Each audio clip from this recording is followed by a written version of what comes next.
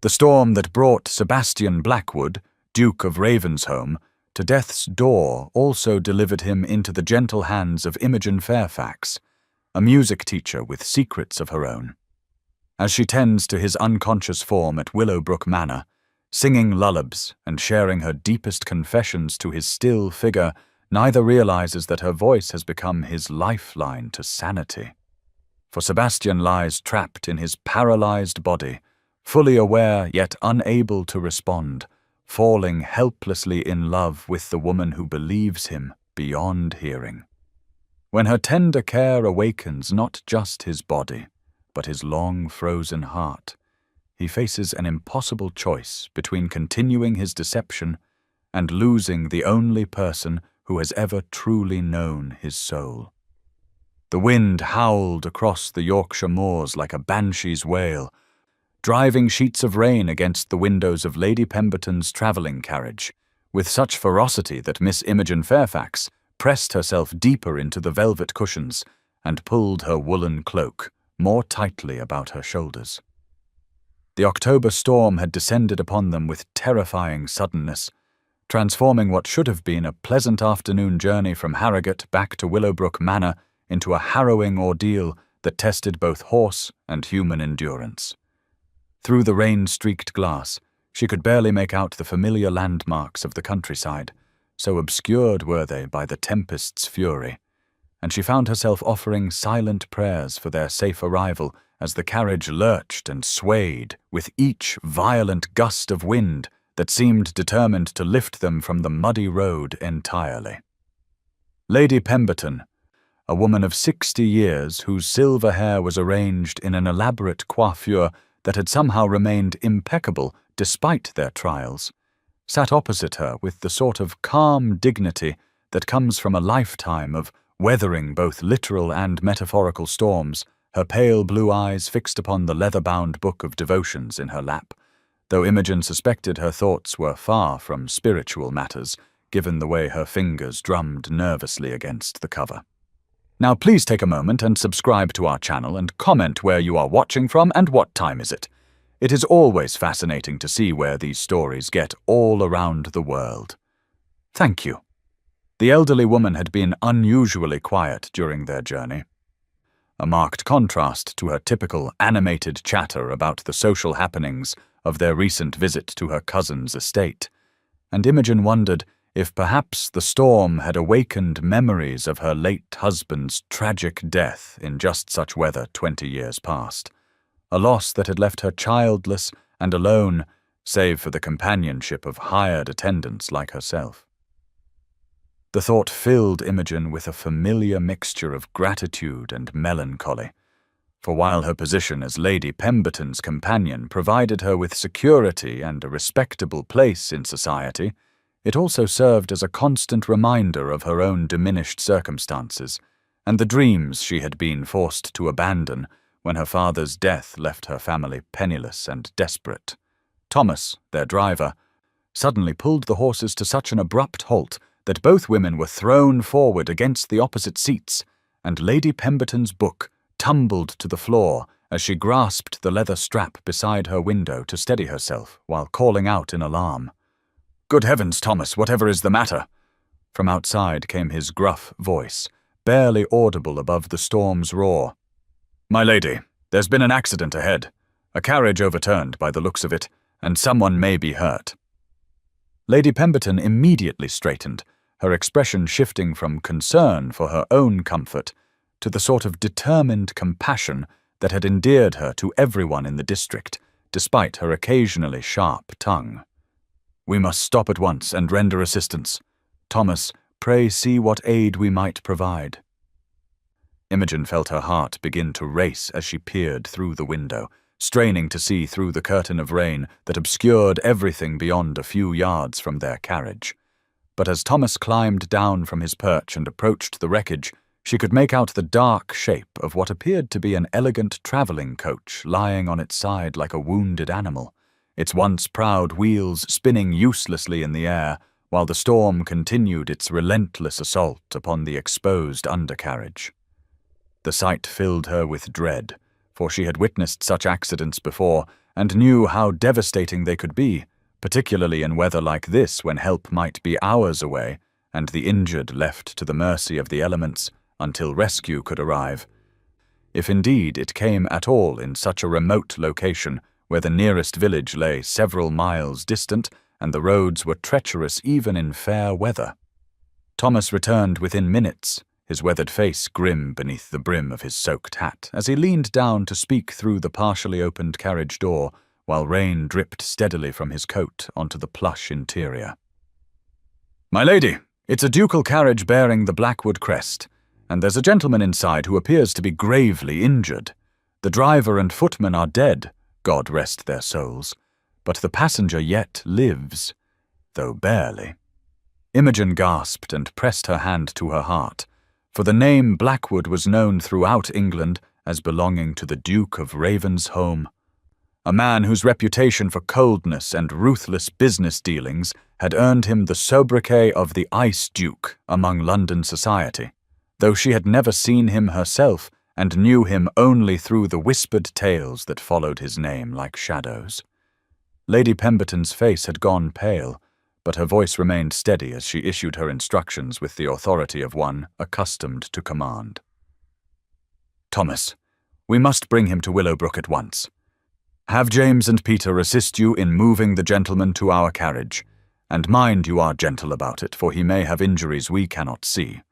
Then ride ahead to alert Dr. Whitmore and Mrs. Hartwell to prepare the blue guest chamber, and summon whatever assistance they may require. I shall not have it said that a member of the Blackwood family perished for want of proper care, while I had the means to provide it." As Thomas hurried away to carry out her orders, Imogen found herself studying her employer's face with new curiosity, for there had been something in her tone when she spoke the Blackwood name that suggested a familiarity beyond mere social acquaintance, though she dared not inquire about such personal matters given the urgency of their situation. Instead, she busied herself clearing space within their carriage and spreading her own cloak upon the seat to provide what comfort she could for the injured man they were about to receive, all the while wondering what cruel twist of fate had brought the notorious Duke of Ravensholm to such straits on this storm-swept afternoon when she had expected nothing more eventful than a quiet evening beside the fire at Willowbrook Manor. The men worked with careful efficiency, despite the driving rain that made their task treacherous, and soon they were lifting a tall figure wrapped in Thomas's greatcoat into the carriage, settling him as gently as possible upon the makeshift bed Imogen had prepared, while she pressed herself into the far corner to allow room for his unconscious form. Even in his injured state, there was something unmistakably commanding about Sebastian Blackwood's presence, though whether this impression arose from his imposing height or the aristocratic lines of his face, she could not say, for his features were partially obscured by blood from a wound upon his temple that had already begun to darken with bruising that spoke of the violence of his encounter with fate. His dark hair, usually kept in the precise style favored by men of fashion, now lay dishevelled across his pale forehead, and his clothing, which bore the unmistakable hallmarks of London's finest tailors, was torn and muddied from the accident. Yet even in this diminished state, he possessed a magnetic quality that seemed to fill the small space of their carriage with an almost tangible tension. Lady Pemberton leaned forward to examine him more closely, her experienced eye taking in the severity of his injuries, while her fingers moved with practiced skill to check for signs of life, and when she looked up her expression was grave, though not without hope. "He lives, though his breathing is shallow, and his pulse weak. We must make haste, for time may be his greatest enemy now, and I fear what damage may have been done within his skull that we cannot see from without." The blue guest chamber at Willowbrook Manor had been transformed into a makeshift hospital within the hour, thanks to the efficient ministrations of Mrs. Hartwell, the housekeeper, and the swift arrival of Dr. Whitmore, a learned gentleman whose reputation for skill had spread throughout the county, despite his preference for treating the common folk, rather than pursuing the more lucrative practice of catering solely to the wealthy families of the district. Imogen stood in the corner of the room, her hands folded before her as she watched the elderly physician conduct his examination of the Duke with the sort of methodical precision that spoke of decades spent tending to every manner of injury and ailment that could befall the human form, while Lady Pemberton hovered nearby with an anxiety that seemed quite out of character for a woman usually known for her practical composure in times of crisis. The chamber itself, with its pale blue silk hangings and delicate furnishings that reflected Lady Pemberton's refined taste, seemed an oddly gentle setting for such a grim scene. Yet there was something fitting about the way the soft afternoon light that filtered through the tall windows fell across the Duke's still features, lending them an almost ethereal quality that made him appear younger and less formidable than the reputation that had preceded him into their quiet household. Dr. Whitmore straightened slowly from his patient's bedside, his grey whiskers quivering slightly as he shook his head with the sort of measured gravity that physicians employ when delivering news that offers little comfort to anxious relatives. And when he spoke, his voice carried the weight of professional experience, tempered by genuine concern for the human suffering he had witnessed throughout his long career. "I have done what I can for the immediate injuries, Lady Pemberton, but I must be frank with you about his condition, for it is indeed grave. The blow to his head has caused significant trauma, and while there are no obvious fractures to the skull that I can detect, the swelling within may yet prove dangerous, and I cannot predict when, or indeed if, he will regain consciousness. His other injuries, though painful, are not life-threatening in themselves, but this head wound concerns me greatly, for such damage can affect a man in ways we do not fully understand, and I have seen patients who appeared to recover completely, only to succumb days or even weeks later to complications we never anticipated." Lady Pemberton's face had grown even paler during this recitation, but she maintained her composure with visible effort as she pressed for more specific information that might guide their care of the injured Duke. "What must we do, Dr. Whitmore, to give him the best chance of recovery? And what signs should we watch for that might indicate a change in his condition for better or worse?" The physician adjusted his spectacles and glanced once more at his patient before responding with the sort of careful consideration that had made him trusted by families throughout the region, despite his unconventional methods and his habit of speaking plainly rather than offering false reassurances that might provide temporary comfort at the expense of honest preparation for what lay ahead. He must be kept warm and still, with someone in constant attendance to monitor his breathing and watch for any signs of fever or convulsion that might indicate the pressure within his skull is increasing beyond what his body can tolerate. The wounds must be kept clean and dressed daily, though I suspect they will heal well enough given time and proper care, but it is his mind that concerns me most, for even should he wake, there is no predicting what faculties he may retain or what memories may be lost to him forever. I have known men to recover from such injuries with no lasting effects, save perhaps an occasional headache, while others have awakened to find themselves changed in ways both subtle and profound, their very personalities altered by damage we cannot see or measure except in its effects upon their behavior and capacity for reason. Lady Pemberton nodded gravely as she absorbed this information, then turned to Imogen with a request that would alter the course of both their lives in ways neither could yet foresee. "My dear, I know this is an extraordinary burden to place upon you, but I wonder if you might consent to serve as his primary attendant during this difficult time, for you possess both the gentle nature and the musical abilities that Dr. Whitmore believes might prove beneficial in such cases, where the unconscious mind may yet respond to stimuli that reach beyond our current understanding of how the brain functions in times of trauma." Imogen felt her breath catch in her throat at this unexpected responsibility, for while she had assisted with minor ailments and injuries among the household staff, she had never been entrusted with the care of someone so gravely hurt, particularly someone of such elevated rank, whose recovery or decline might have consequences reaching far beyond the walls of Willowbrook Manor. Yet something in Lady Pemberton's expression, a mixture of trust and desperate hope, made refusal impossible,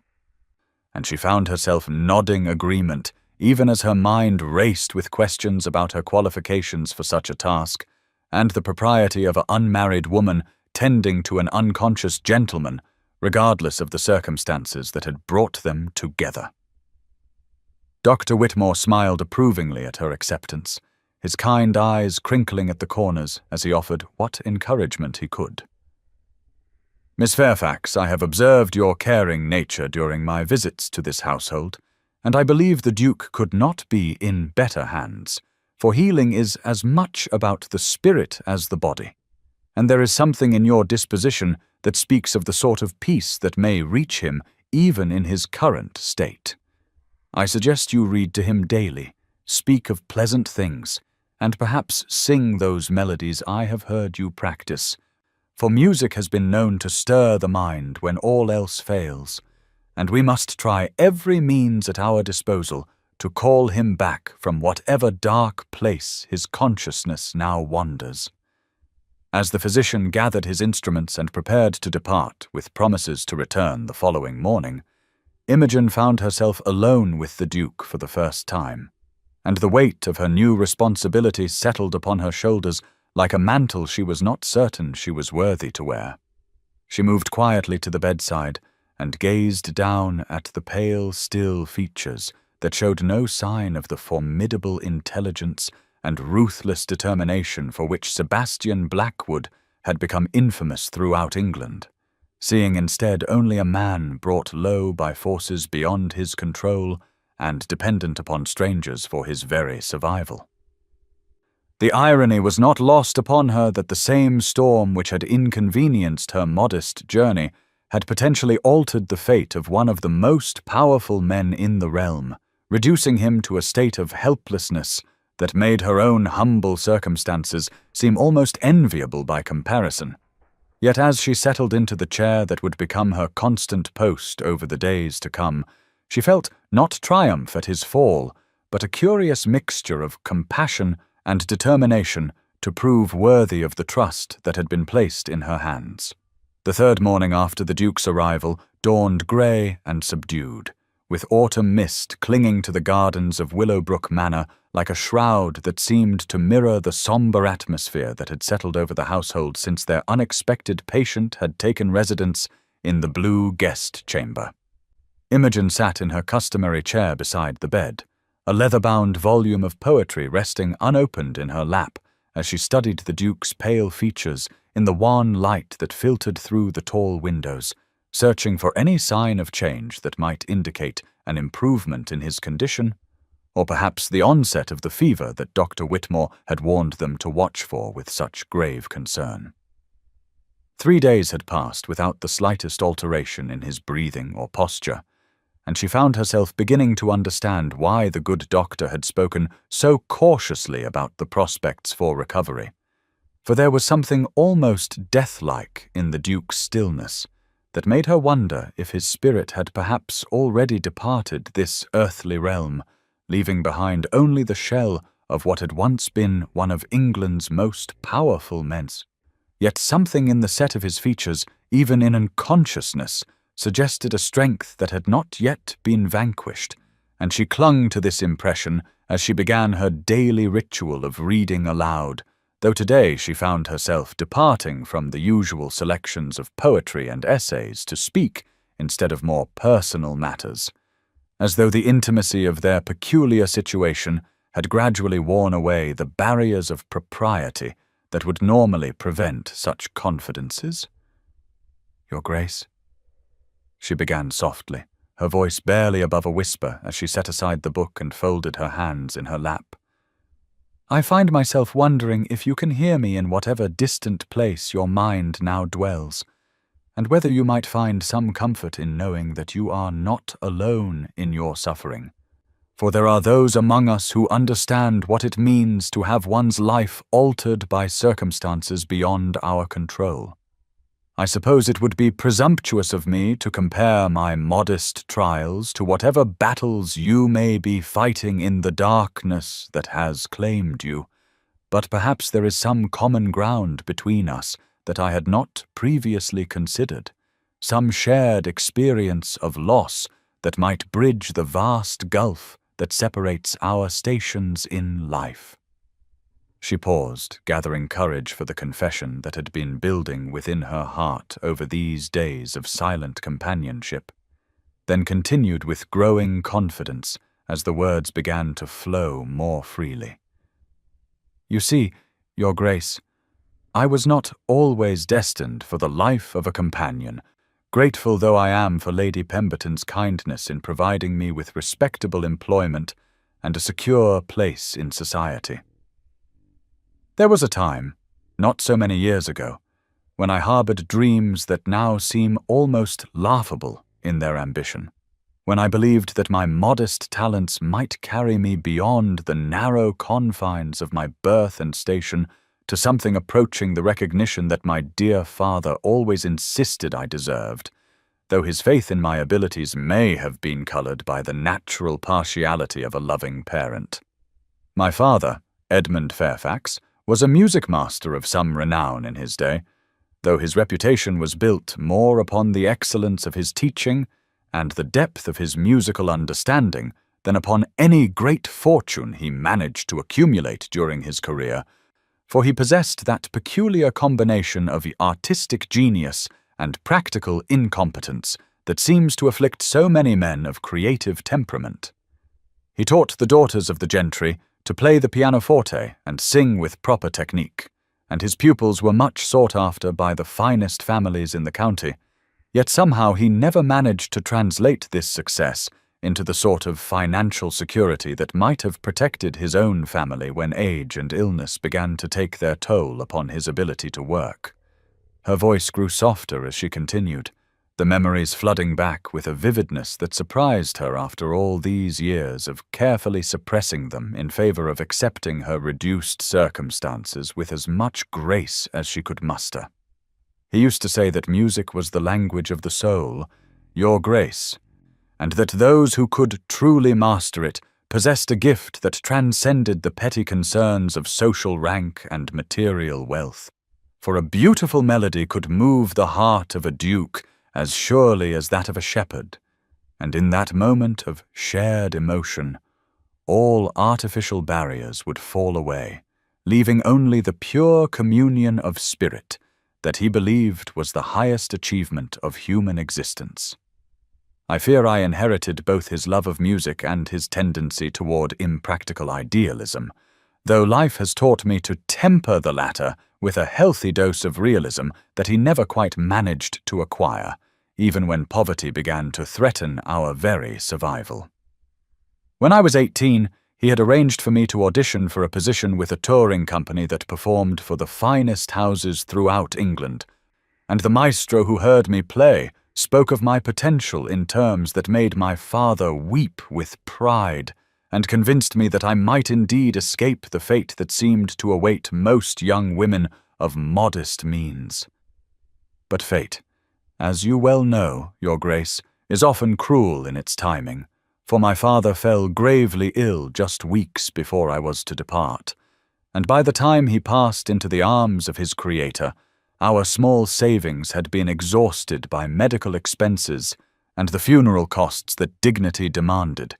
leaving my younger sister, Arabella, and myself quite destitute and dependent upon the charity of relatives who made their reluctant assistance contingent upon our acceptance of whatever arrangements they deemed suitable for young women in our reduced circumstances.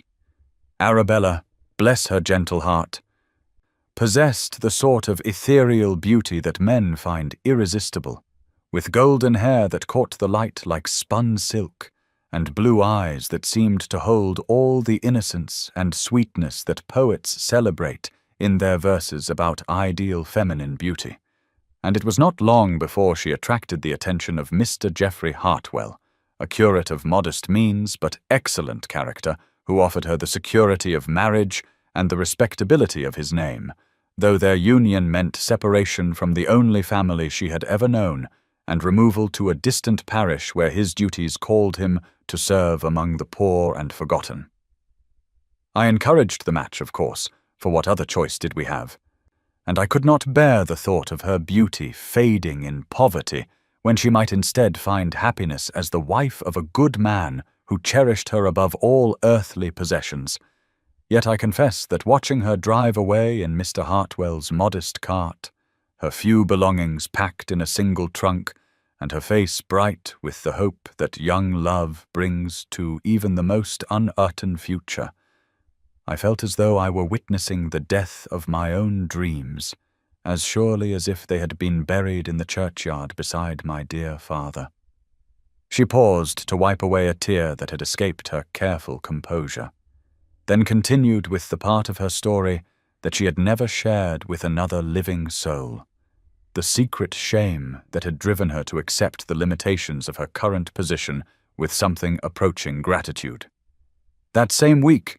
I received word that the touring company was still interested in my services, for the maestro remembered my audition and believed that with proper training I might develop into a performer of genuine distinction, capable of commanding audiences in the finest concert halls of London, and perhaps even on the continent, where the appreciation for musical excellence is said to exceed even our own considerable standards. The offer was more generous than I had dared hope,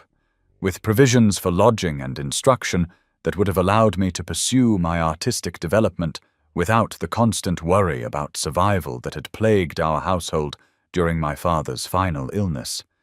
Yet accepting it would have meant abandoning Arabella to face an uncertain future alone,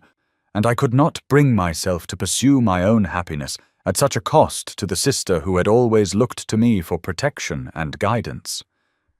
Instead, I wrote a careful letter declining their offer with expressions of gratitude and regret that seemed inadequate to convey the magnitude of what I was surrendering, then set about finding respectable employment that would allow me to maintain my dignity while earning enough to supplement the modest portion that distant relatives grudgingly provided for my maintenance.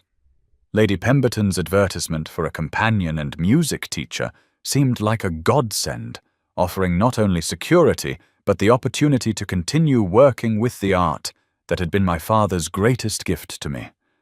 even if only in the limited capacity of instructing young ladies in the accomplishments that society deemed essential for their proper development. Yet even now, Your Grace, when I sit at the pianoforte in Lady Pemberton's music room and play the pieces that my father taught me with such love and patience, I find myself composing melodies that spring from some deep well within my heart, fragments of the music I might have shared with the world had circumstances been different, and though I dare not play them for others, I sometimes imagine what it would be like to hear them performed by skilled musicians in a concert hall filled with people who understood their meaning and felt their power to touch the human spirit in ways that words alone could never achieve. She reached into the small reticule that hung from her wrist and withdrew a folded piece of paper, her hands trembling slightly as she smoothed it against her skirt, and prepared to share something that had never been intended for any ears but her own. I have written down one such melody, Your Grace, though I know it is presumptuous of me to imagine that you would find any merit in the humble offerings of an obscure music teacher, yet there is something about your current circumstances that makes me bold enough to share it, for if you cannot hear me, then my secret remains safe. And if you can, then perhaps my small gift might provide some comfort in whatever darkness currently surrounds your consciousness. What Sebastian Blackwood experienced in that moment was a revelation so profound that it seemed to illuminate corners of his soul that had remained shrouded in darkness since his 12th year, when his mother's death had extinguished the last source of warmth and tenderness in his carefully ordered world, and left him at the mercy of a father whose idea of proper education involved the systematic crushing of any emotion that might be construed as weakness or sentiment. He had regained consciousness 3 days earlier, on the morning after his arrival at Willowbrook Manor. awakening not to the familiar surroundings of his own chambers at Ravensholm, but to the gentle blue and cream decorations of an unfamiliar room and the soft sound of an unknown woman's voice reading poetry with a musical cadence that seemed to wrap itself around his battered spirit like a healing balm. Yet when he had attempted to open his eyes or move his limbs, he had discovered to his mounting horror that his body remained as unresponsive as a corpse, trapped in a paralysis that Dr. Whitmore's limited understanding had failed to properly diagnose or explain. The initial fury that had consumed him at this discovery of his helplessness had been so intense that he had feared it might literally burst the blood vessels in his brain and finish the work that the carriage accident had begun. For Sebastian Blackwood was not a man accustomed to depending upon others for his survival, having learned early in life that vulnerability was a luxury he could not afford if he hoped to preserve what remained of his sanity and self-respect after his father's systematic efforts to remake him in his own cold, calculating image.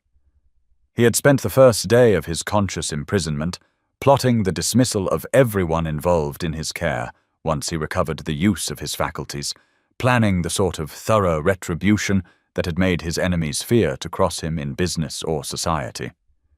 Yet as Imogen's voice continued its gentle ministrations, reading to him of poetry and beauty and human kindness, with a sincerity that seemed utterly foreign to his experience of the world, something within him had begun to shift and soften in ways that he had thought permanently calcified by years of disappointment and betrayal. Her revelations about her past struck him with unexpected force, for here was a woman who had sacrificed everything for love and duty without a trace of the bitterness or resentment that he had come to expect from those who had suffered life's cruel reversals. And as she spoke of her lost dreams and surrendered ambitions with such gentle acceptance of her fate, he found himself experiencing emotions that he had buried so deeply he had forgotten they existed.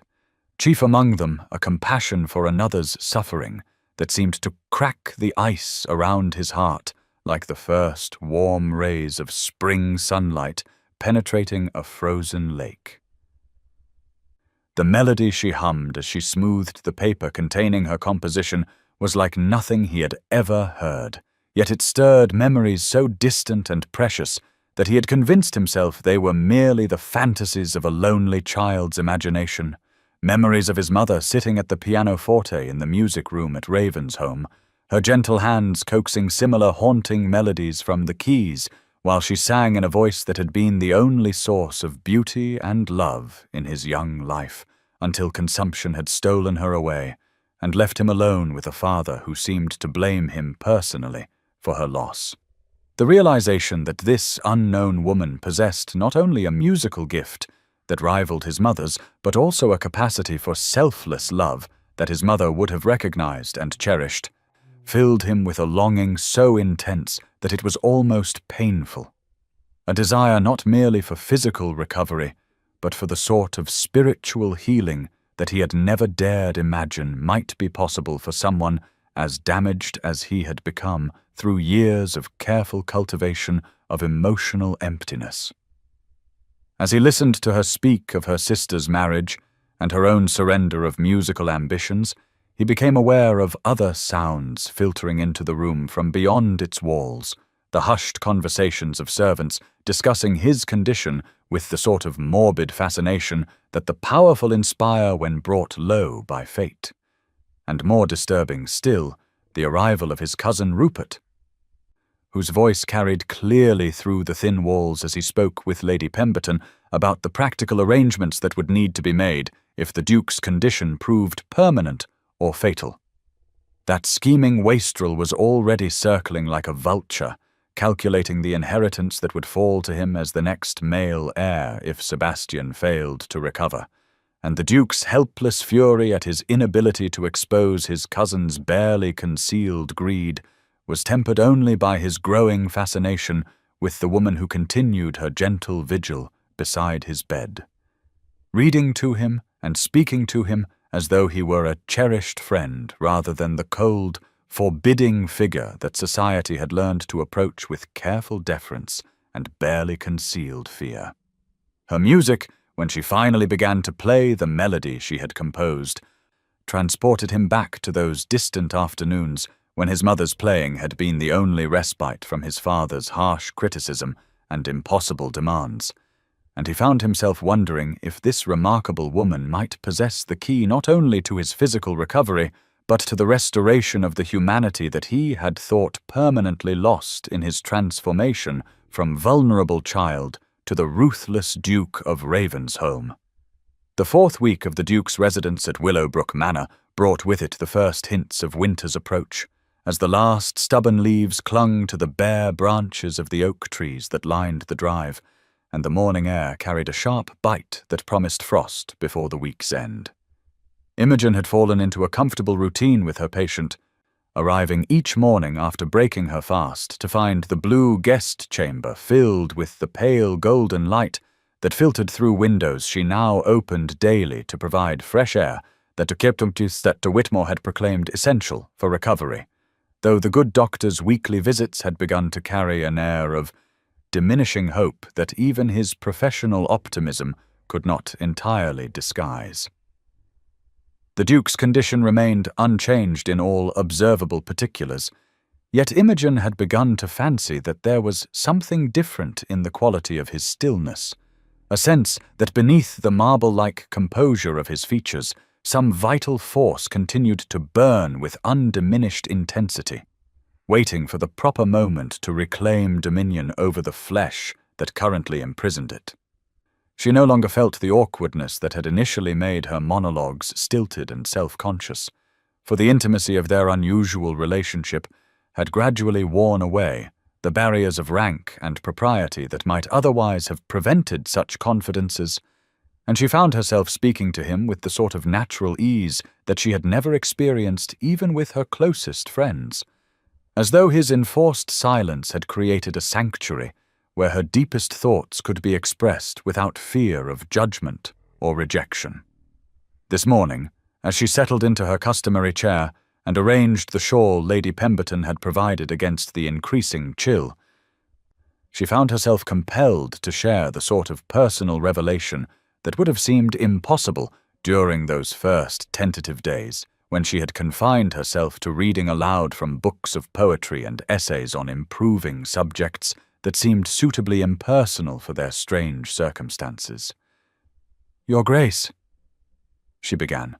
her voice carrying the soft musical quality that had become as familiar to Sebastian as his own heartbeat. "I find myself wondering if you have ever experienced that peculiar form of loneliness that comes not from being alone, but from being surrounded by people who see only what they expect to see, rather than who you truly are, beneath the roles that society has assigned you to play. I suspect that a man of your elevated position might understand such feelings even better than I, for surely the weight of a dukedom must sometimes feel like a mask that obscures the man beneath, just as my position as a companion often seems to render me invisible, except when my services are required for some specific purpose." She paused to arrange the flowers that Lady Pemberton had cut from the conservatory, their delicate perfume adding a touch of beauty to the room that seemed somehow appropriate for the confessions that were about to unfold like petals opening to the morning sun. "I have been thinking a great deal lately about the nature of love, Your Grace, and whether it is possible for someone in my circumstances ever to inspire the sort of deep affection that poets celebrate in their verses about hearts that beat as one and souls that recognize their perfect complement in another. You see, I fear that whatever modest attractions I may possess are so thoroughly overshadowed by my usefulness as a teacher and companion that any gentleman who might notice me would be more interested in acquiring my services than in winning my heart. And the thought of being valued primarily for what I can provide, rather than for who I am, fills me with a sadness that I cannot entirely banish, no matter how sternly I remind myself that such romantic notions are luxuries that women in my position can ill afford to entertain, Her voice grew softer as she continued, the words flowing with the sort of honesty that only solitude or the presence of someone who cannot respond can inspire, and she found herself sharing thoughts that had never before been spoken aloud, not even in the privacy of her own chambers when sleep eluded her, and she lay staring at the ceiling while contemplating the narrow possibilities that life seemed to offer someone of her limited means and unconventional situation. I sometimes wonder if my dear sister Arabella experiences true happiness in her marriage to Mr. Hartwell, or if she too feels the weight of gratitude that must be expressed daily for a security purchased at the cost of romantic dreams. For though he is undoubtedly a good man who treats her with kindness and respect, I cannot forget the way her eyes used to light up when she spoke of the heroes in the novels she loved to read, men of passion and poetry who swept their beloveds into adventures that transcended the mundane concerns of household management and parish duties. I encouraged her match because it seemed the sensible course, yet I carry a burden of guilt for the way I may have influenced her toward practicality, when her heart might have chosen differently if given the luxury of choice rather than the necessity of survival. And I wonder if she ever resents the sacrifice I made in declining my musical opportunity, for perhaps she would have preferred to face uncertainty with me rather than accept the safety of a marriage that secured her future, but may have cost her the chance for the sort of love that transforms ordinary existence into something approaching magic. The confession that followed seemed to surprise even Imogen herself, for she had guarded this particular secret so carefully that she had almost convinced herself it was merely the product of idle fancy rather than a serious artistic endeavor that had occupied her thoughts and filled her spare moments with a creative satisfaction she had never experienced before.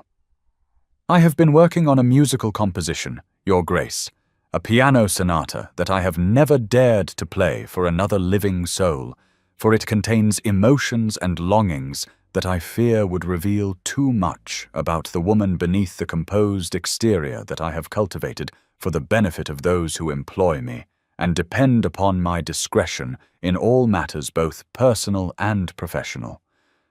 The piece is dedicated to lost love, though I confess with some embarrassment that I have never actually experienced such love myself, having drawn my inspiration instead from the novels and poetry that have provided my only glimpse into the sort of passion that poets claim can elevate the human spirit to heights of ecstasy and depths of despair that make ordinary existence seem pale and insignificant by comparison.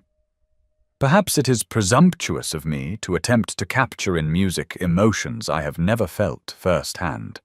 yet something within me insists that the heart can understand and express truths that the mind has never directly encountered.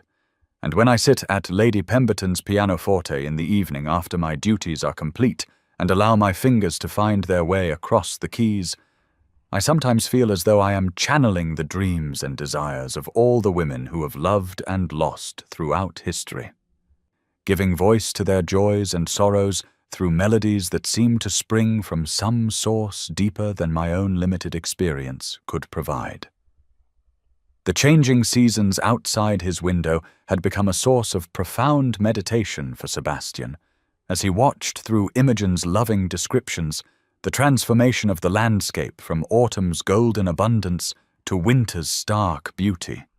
each detail rendered with the sort of poetic sensibility that revealed her artistic nature even in the most casual observations about the weather or the activities of the local wildlife that had taken up residence in the gardens of Willowbrook Manor. Her daily readings of correspondence had provided him with a fascinating glimpse into the way his accident was being perceived by London society, and he was both amused and touched by her careful editing of the letters that arrived with increasing frequency as word of his condition spread throughout England, for she had appointed herself his guardian against the sort of cruel speculation and ghoulish curiosity that always surrounded the misfortunes of the powerful, reading aloud only the messages that expressed genuine concern for his welfare, while tactfully omitting the more salacious gossip that inevitably accompanied such dramatic reversals of fortune.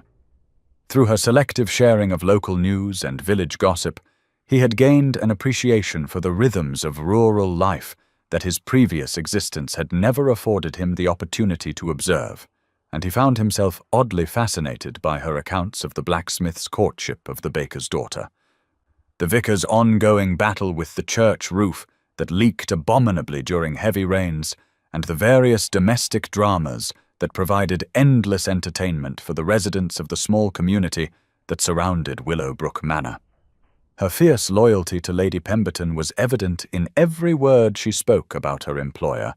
and Sebastian found himself developing a genuine affection for the elderly woman who had taken him in without question and provided him with care that went far beyond the obligations of distant kinship, even as he began to understand through Imogen's casual references to their daily routines that his presence had disrupted the peaceful household in ways that neither woman complained about, but which had undoubtedly imposed significant burdens on their resources and time.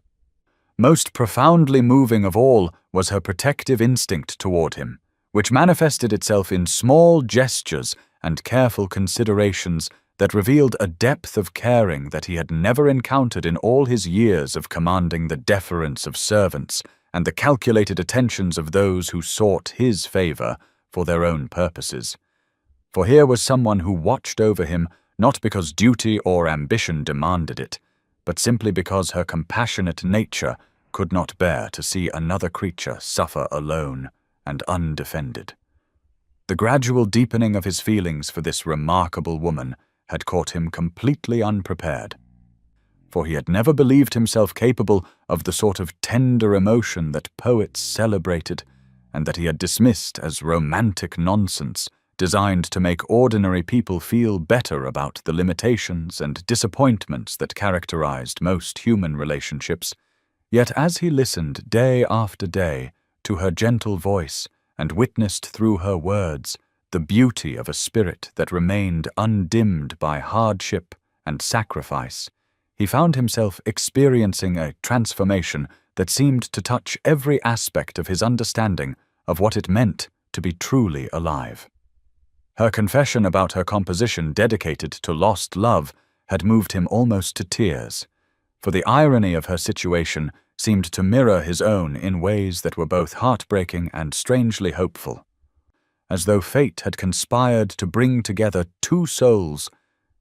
who had given up on the possibility of finding the sort of connection that transcended the mundane concerns of daily existence and opened doorways to experiences that neither had believed possible within the confines of their respective circumstances and obligations.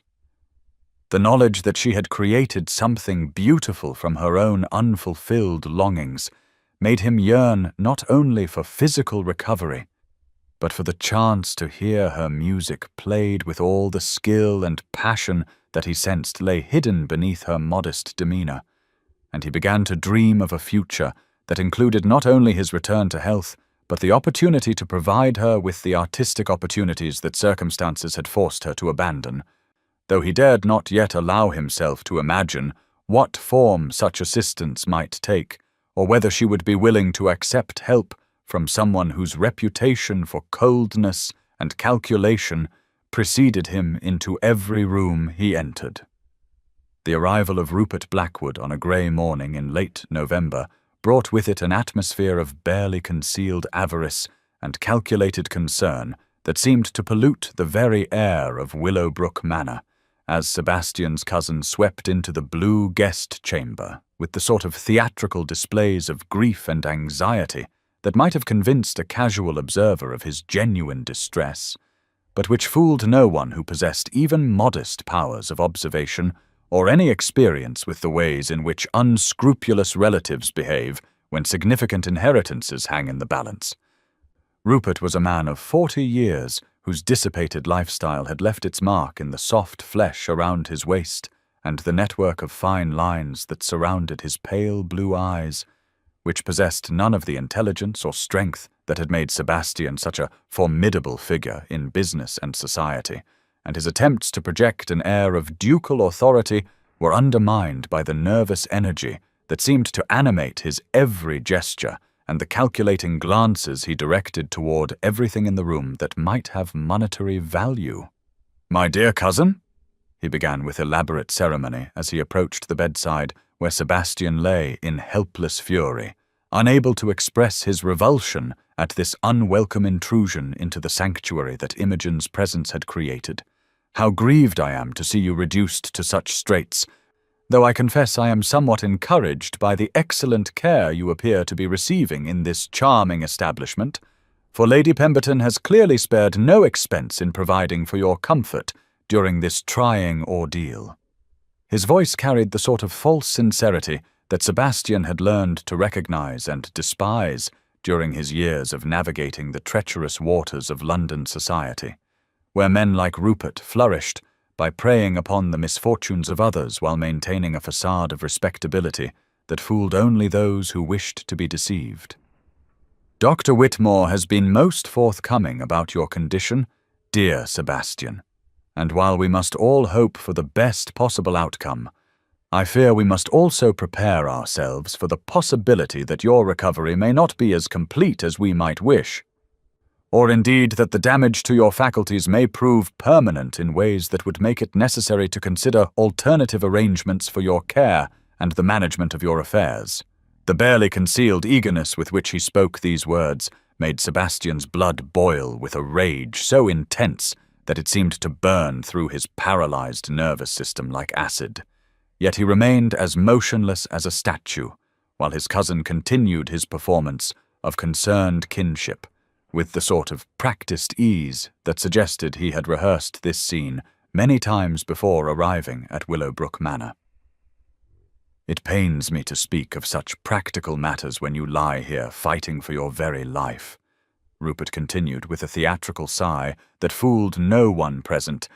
"but as your closest male relative, and the heir to the dukedom should God choose to call you to your eternal rest, I feel it is my duty to ensure that proper provisions are made for your continued care in an institution better equipped to deal with cases such as yours,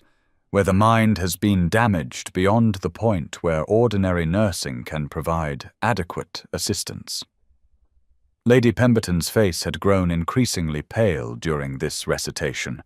and when she finally found her voice to respond, it carried the sort of controlled anger that only a woman of her breeding and experience could muster in the face of such transparent greed disguised as familial concern.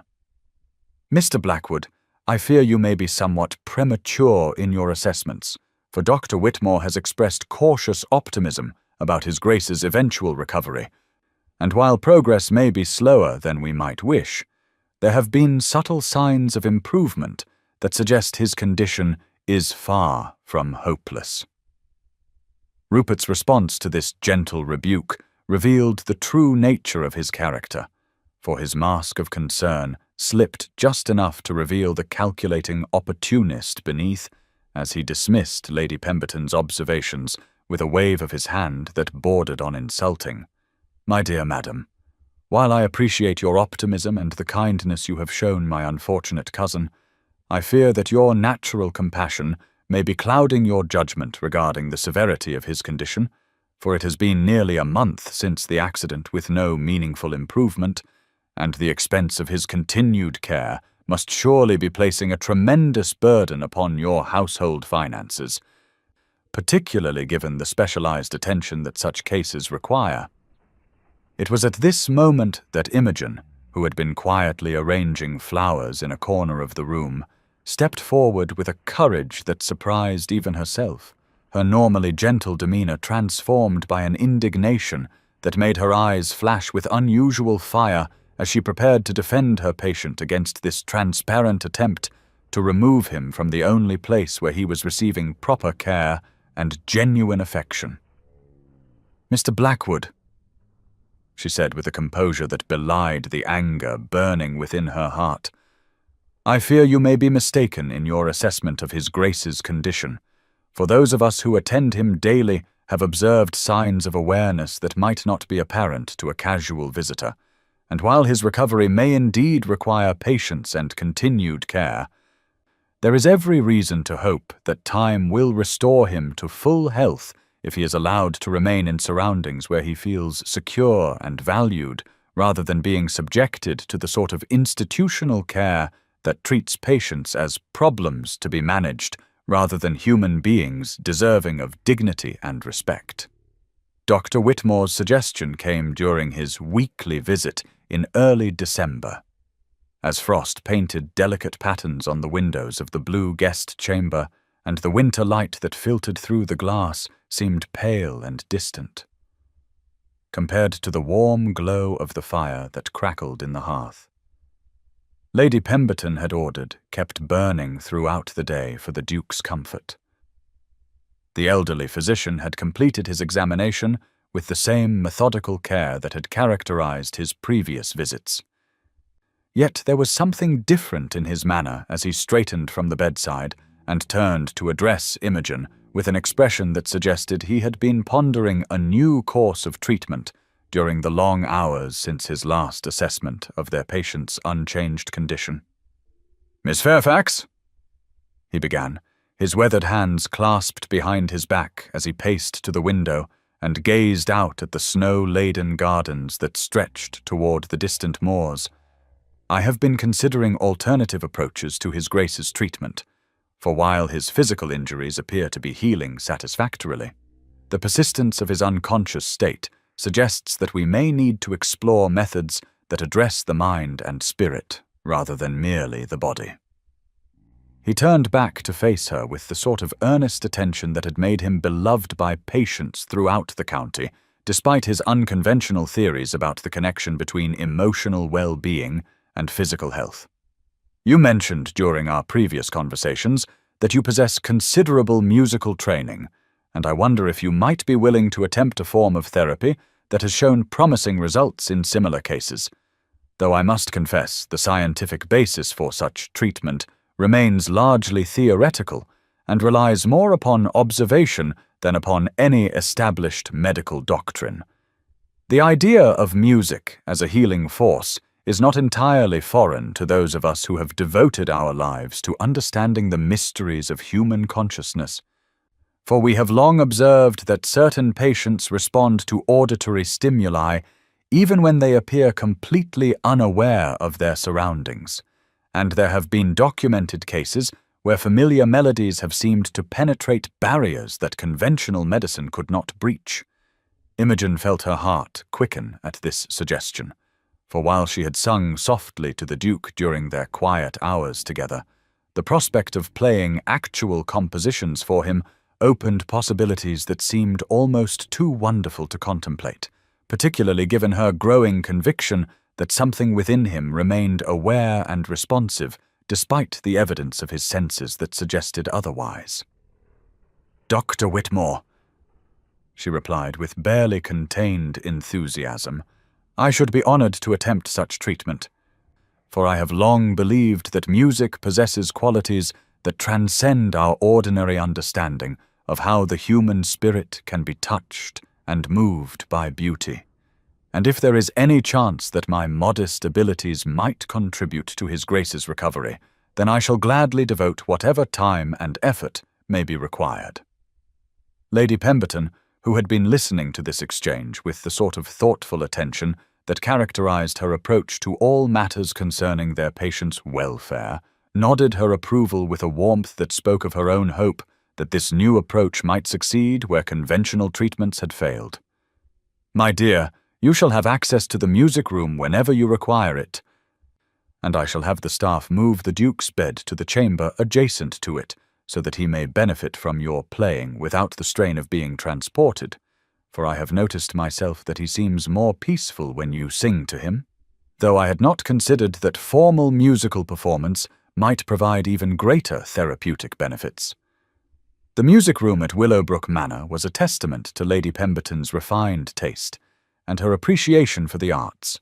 with its delicate French furnishings arranged around a magnificent pianoforte whose glossy ebony surface reflected the winter light that streamed through tall windows draped in silk the color of morning mist. Imogen had always found comfort in this elegant space during the evening hours when her duties were complete, and Lady Pemberton encouraged her to practice for her own enjoyment. Yet, as she seated herself at the instrument on this December afternoon with Sebastian, positioned nearby in the specially arranged bed that allowed him to face the piano,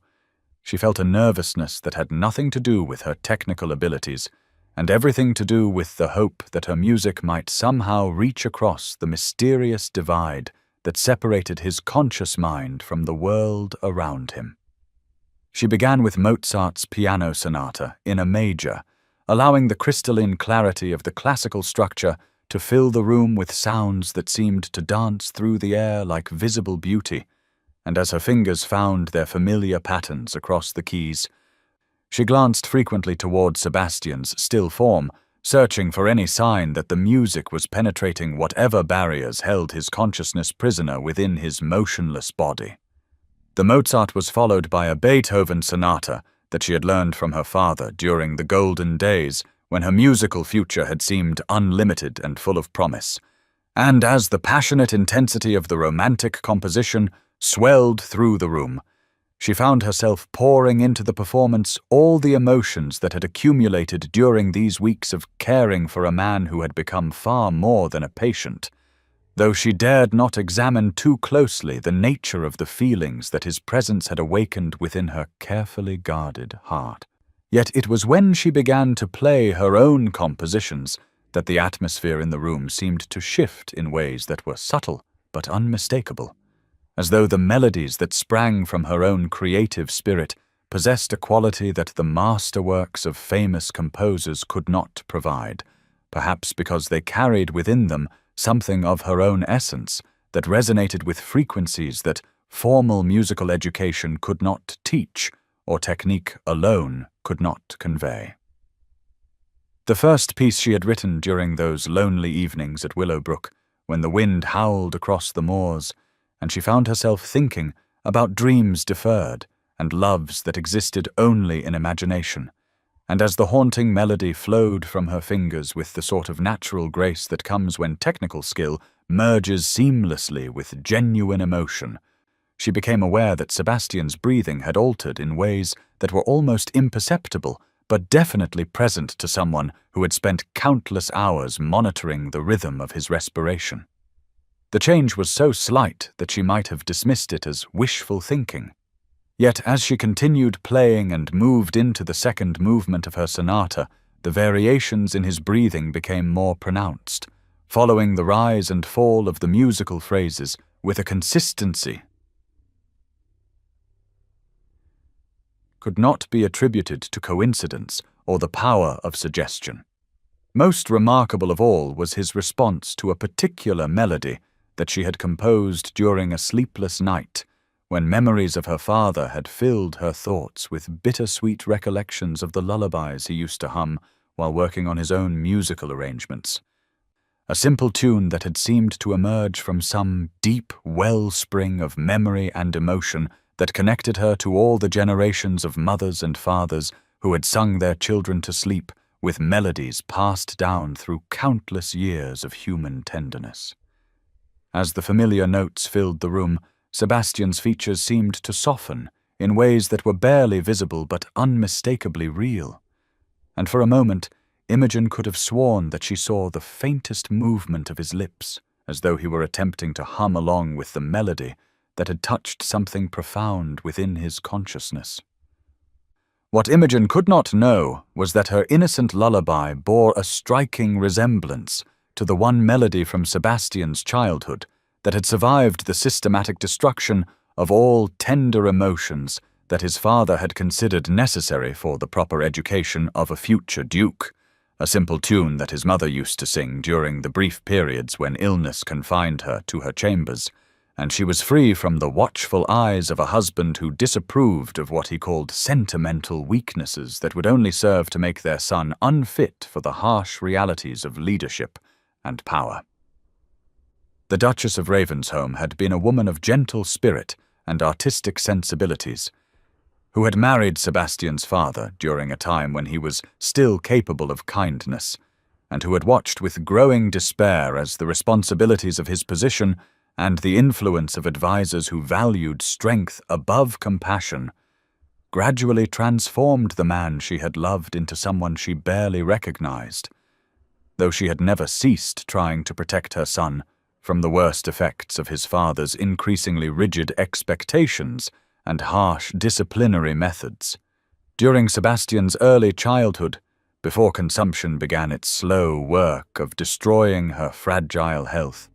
she had been his refuge from a world that seemed determined to crush any sign of softness or vulnerability,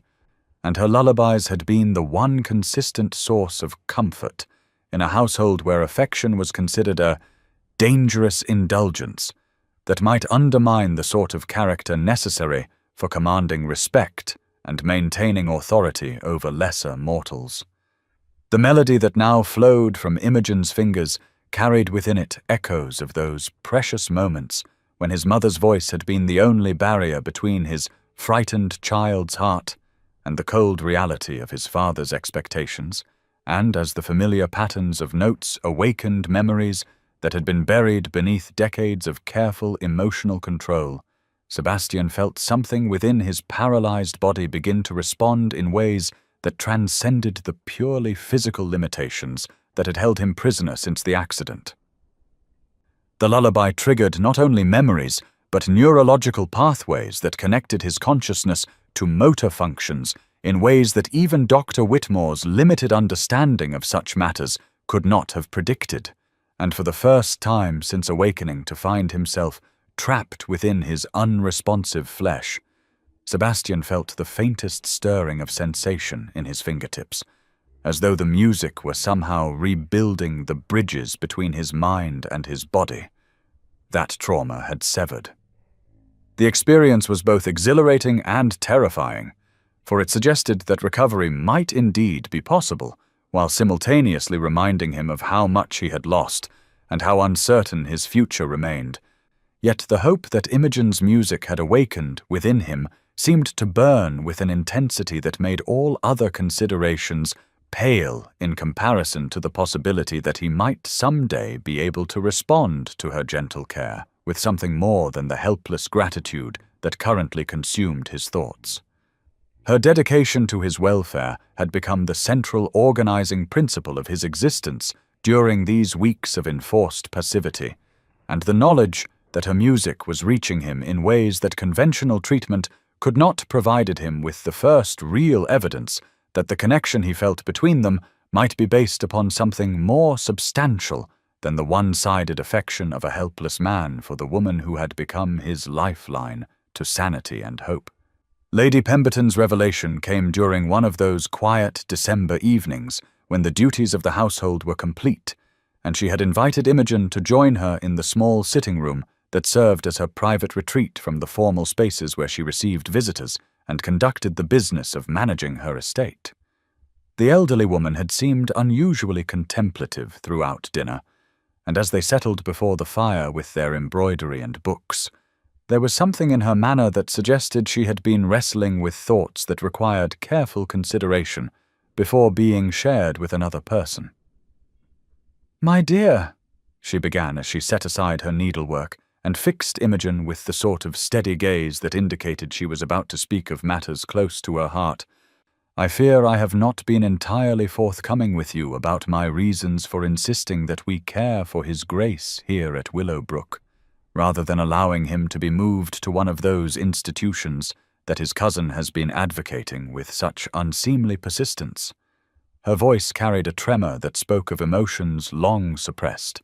and Imogen found herself setting aside her own work as she sensed that whatever confession was about to unfold would require her complete attention, and perhaps her understanding of circumstances that had shaped Lady Pemberton's life in ways that polite society would never acknowledge or discuss. "The truth is that my connection to the Blackwood family extends far beyond the distant kinship that I have claimed as justification for our involvement in Sebastian's care, for there was a time, many years ago, when I harbored feelings for his father that went well beyond the sort of casual affection that might exist between friends of neighboring families." Lady Pemberton's admission hung in the air between them like a delicate piece of crystal that might shatter if subjected to sudden movement or harsh examination. And Imogen felt her own breath catch as she began to understand the deeper currents that had guided her employer's decisions regarding the Duke's treatment and recovery. "I was 18 when I first met the elder Duke," she continued, her voice growing stronger as she committed herself to the full revelation of secrets that had been carefully guarded for decades. "And he was perhaps 25, already bearing the responsibilities of his title, but not yet hardened by them into the cruel and calculating man he eventually became. He possessed then a warmth and sensitivity that made him quite different from the other young men of our acquaintance, and I confess that I allowed myself to hope that his interest in me might develop into something deeper than the casual flirtation that characterized most interactions between young people of our class. For 2 seasons we were frequently in each other's company at social gatherings and country house parties, and I believed that I detected in his manner toward me a preference that might have led to a more serious attachment had circumstances been different, and had his family not already begun the process of arranging a marriage that would unite 2 great fortunes and strengthen political alliances that had nothing to do with personal inclination or emotional compatibility. Her voice grew sad as she continued,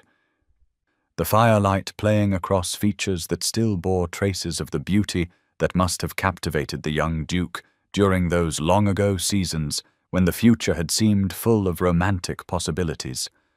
I watched from a distance as he married Helena Fairfax, a distant relation of yours, my dear, though the connection is too remote to be of any practical significance,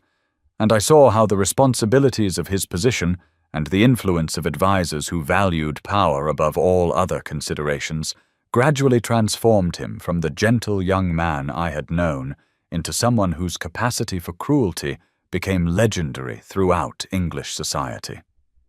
Most painful of all was observing how his treatment of his wife and son reflected the systematic destruction of everything tender and human within his character. For I knew that somewhere beneath the cold exterior lay the remnant of the man who had once been capable of kindness, and who might have become something quite different had he been allowed to follow the promptings of his heart rather than the demands of duty and ambition. When Sebastian was born, I made myself a silent promise that I would find some way to counteract the damage that I knew his father's influence would inflict upon an innocent child, though the opportunities for such intervention were limited by the constraints of social propriety and the fact that my own circumstances had changed dramatically when I married Mr. Pemberton and found happiness in a union based upon mutual respect and genuine affection rather than the sort of passionate attachment that had once seemed so important to my young heart. Now, seeing Sebastian reduced to such helplessness and vulnerability, I cannot help but feel that Providence has provided me with the chance I never had to show kindness to the Blackwood family, and perhaps to contribute to a healing that might restore to that tortured lineage some measure of the humanity that cruelty and pride have stolen from it over the generations. The legal documents that Rupert Blackwood spread across Lady Pemberton's writing desk bore the impressive seals and formal language that lend gravity to even the most questionable proceedings, their thick parchment rustling with the sort of ominous authority that had intimidated countless individuals into surrendering rights they might otherwise have defended with greater vigor.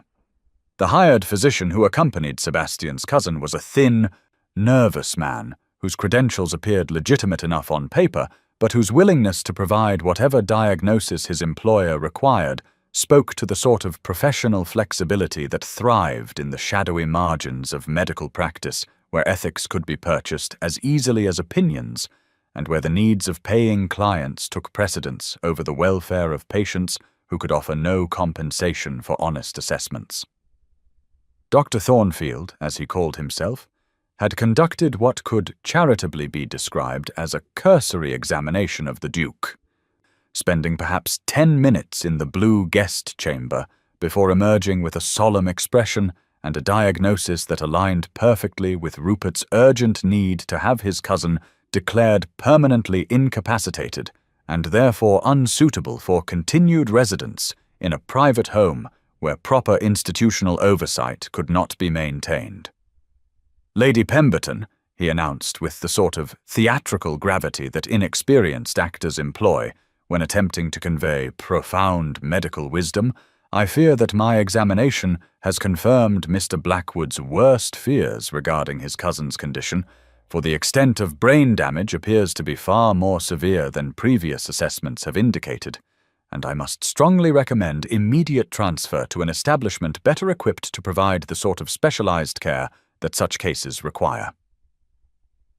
His words carried the practiced cadence of a man who had delivered similar pronouncements many times before, always with the same outcome and always in service to relatives whose patience for prolonged vigils had reached its natural conclusion in favor of more practical considerations regarding inheritance and the management of family assets that were being wasted on hopeless cases.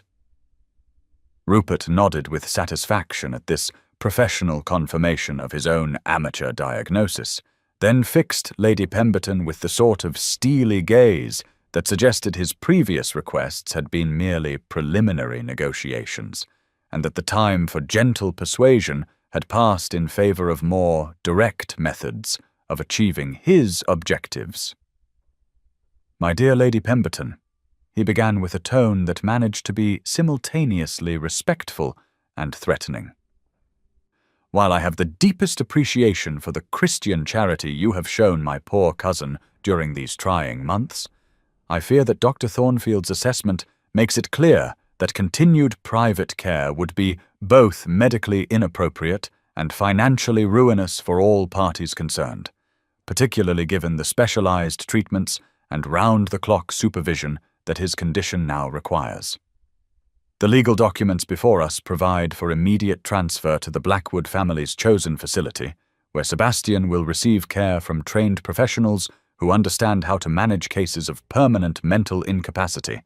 and I must insist that we proceed with these arrangements without further delay, for any postponement would only serve to worsen his condition while placing an unconscionable burden upon your generous hospitality." The threat underlying his polite words was unmistakable, for the papers he had presented contained not only authorization for Sebastian's removal, but also detailed accounting of the costs associated with his care at Willowbrook Manor, costs that Rupert was now claiming should be borne by Lady Pemberton personally, since the family had never officially authorized such private arrangements and could not be held responsible for expenses incurred without proper legal consent. The implications were clear enough. Surrender Sebastian immediately, or face financial destruction through legal battles that could drag on for years while accumulating costs that would far exceed the modest resources of a widow whose comfortable but not extravagant lifestyle depended upon careful management of a limited income. "I must have your decision today," Rupert continued with the sort of false regret that barely concealed his satisfaction at having cornered his opponent so effectively, "for the carriage is waiting outside to transport Sebastian to his new accommodation, and further delay would only complicate matters for everyone involved, while potentially exposing you to additional financial liability that I am certain you would prefer to avoid." Imogen had been listening to this exchange from the doorway of the adjacent room, where she had retreated when Rupert's arrival made it clear that private family matters were about to be discussed. But the barely contained distress in Lady Pemberton's voice and the obvious threat that Rupert's ultimatum represented to Sebastian's welfare compelled her to abandon the discretion that her position normally required in favor of more direct action that might prevent what seemed to be an inevitable catastrophe. The decision to write to Sebastian's London solicitor came to her with the sort of desperate clarity that sometimes emerges in moments of crisis, when conventional solutions have been exhausted and only the most audacious measures offer any hope of success. Though she was fully aware that forging the Duke's signature on legal correspondence represented a criminal act that could result in transportation, or worse, if her deception were discovered by the authorities. Yet as she sat at the small writing desk in her chamber later that evening, practicing Sebastian's distinctive handwriting by copying his signature from the various documents that had arrived during his illness,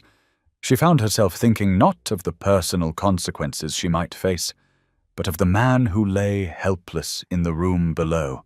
dependent upon her courage to protect him from relatives whose only interest in his welfare extended precisely as far as their legal obligations required, and not 1 inch further into the realm of genuine compassion or family loyalty. The letter she finally composed after numerous drafts was a masterpiece of concise urgency, requesting an immediate review of the succession laws governing the Blackwood dukedom and specifically inquiring about the legal procedures required to challenge any attempts to have the current duke declared incompetent without proper medical evidence or adequate time for recovery from his injuries. She included enough specific details about Rupert's activities to make clear that urgent action was required to protect Sebastian's interests, while carefully avoiding any language that might raise questions about how an unconscious man could have acquired such detailed knowledge of his cousin's schemes, or possessed the capacity to compose such a cogent analysis of his legal situation. Most challenging of all was the need to write in Sebastian's voice, adopting the sort of formal yet authoritative tone that would be expected from a man of his education and position, while avoiding any phrases or constructions that might seem inconsistent with his established style of correspondence, a task that required her to draw upon everything she had learned about his character and intellect during their weeks of enforced intimacy.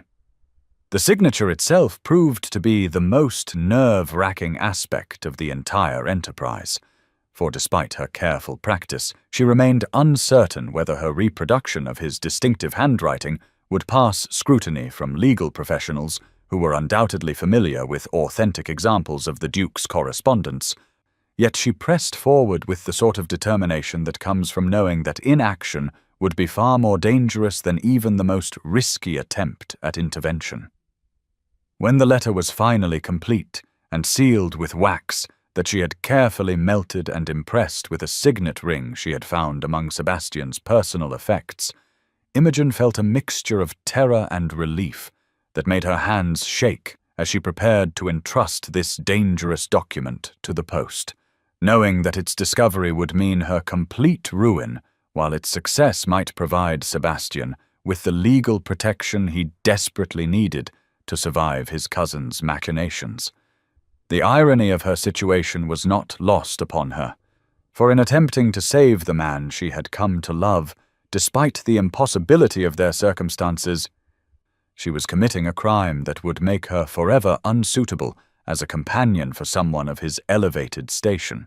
even if his recovery eventually made such considerations relevant rather than merely academic exercises in romantic futility. Sebastian's awareness of Imogen's desperate gamble filled him with emotions so complex and overwhelming that they threatened to shatter the careful control he had maintained over his consciousness during these weeks of enforced passivity, for he had observed every detail of her struggle with the letter, from her initial hesitation through her careful practice of his handwriting to the final moment when she sealed the document with trembling hands and whispered a prayer for its safe delivery and favorable reception. The knowledge that this gentle, principled woman was willing to risk everything for his sake, including her reputation, her freedom, and quite possibly her life, struck him with a force that seemed to reverberate through every fiber of his being and awakened feelings that went far beyond the gratitude and affection that had been growing within him since the earliest days of his recovery. Her sacrifice highlighted the impossible position in which his deception had placed them both, for while her belief in his unconscious state had allowed her to open her heart with a freedom that would have been unthinkable under normal circumstances, it had also made her unknowingly vulnerable to exactly the sort of scandal that could destroy any chance she might have for happiness or security in a society that showed no mercy to women who transgressed its rigid boundaries regarding proper behavior between unmarried persons of different social classes. The intimate conversations they had shared, the personal confessions she had made, believing herself safe from judgment or misunderstanding, the music she had played with such emotional openness, all of these precious moments had been built upon a foundation of trust that would crumble the instant she learned that he had been conscious throughout their entire relationship, listening to every word and cherishing every gesture while maintaining a silence that would appear to her as the cruelest sort of betrayal. Yet continued deception was becoming impossible as well, for her forgery of his signature represented exactly the kind of desperate measure that proved she needed his protection more than his continued passivity, and every day that he delayed revealing his consciousness was another day that she remained exposed to the legal and social consequences of her well-intentioned crime. The dilemma that tormented his thoughts was how to reveal his awareness without destroying the trust that had become more precious to him than his title, his wealth, or any of the other advantages that his position in society provided, for he had come to understand during these weeks of helpless observation that Imogen's love, freely given to a man she believed could never judge or reject her, was worth more than all the calculated deference and strategic flattery that his power had commanded throughout his adult life. The bond between them had developed in a space outside the normal rules of courtship and social interaction, protected by her belief in his incapacity from the sort of self-consciousness and strategic thinking that typically governed relationships between men and women of their respective stations, and he feared that revealing his consciousness would inevitably return them to a world where her modest birth and his elevated rank would make honest communication impossible and genuine affection subordinate to considerations of propriety and social advantage. Most agonizing of all was his growing certainty that she had come to love not the Duke of Ravensholm with all his power and prestige, but the vulnerable man she believed she was nursing back to health, and he could not bear the thought that learning of his deception might cause her to question the authenticity of emotions that had become the foundation of his own transformation from the cold, calculating figure that society knew into someone capable of the sort of tender feeling that he had thought permanently beyond his reach. The irony of his situation was that the very paralysis that had initially seemed like the ultimate nightmare had actually provided him with the greatest gift of his life in the form of Imogen's unguarded love, and now that he was beginning to recover the physical capabilities that would allow him to respond to that love, he faced the terrifying possibility that revealing his recovery might cost him the only thing that had ever made him feel truly alive and worthy of another person's affection. The weight of this knowledge pressed upon him like a physical burden as he lay listening to her gentle movements in the adjacent room, knowing that she was probably staring sleeplessly at the ceiling while worrying about the consequences of her forgery and the uncertainty of whether her desperate gamble would succeed in protecting him from Rupert's schemes. Her willingness to sacrifice herself for his sake had completed the process of emotional awakening that her daily care had begun, transforming him from a man who had never truly understood what it meant to love another person into someone who would gladly surrender everything he possessed to ensure her happiness and security. Yet the very depth of his feelings made the prospect of confession even more terrifying, for he could not bear to imagine the look of betrayal and disgust that would surely cross her features when she realized how thoroughly she had been deceived.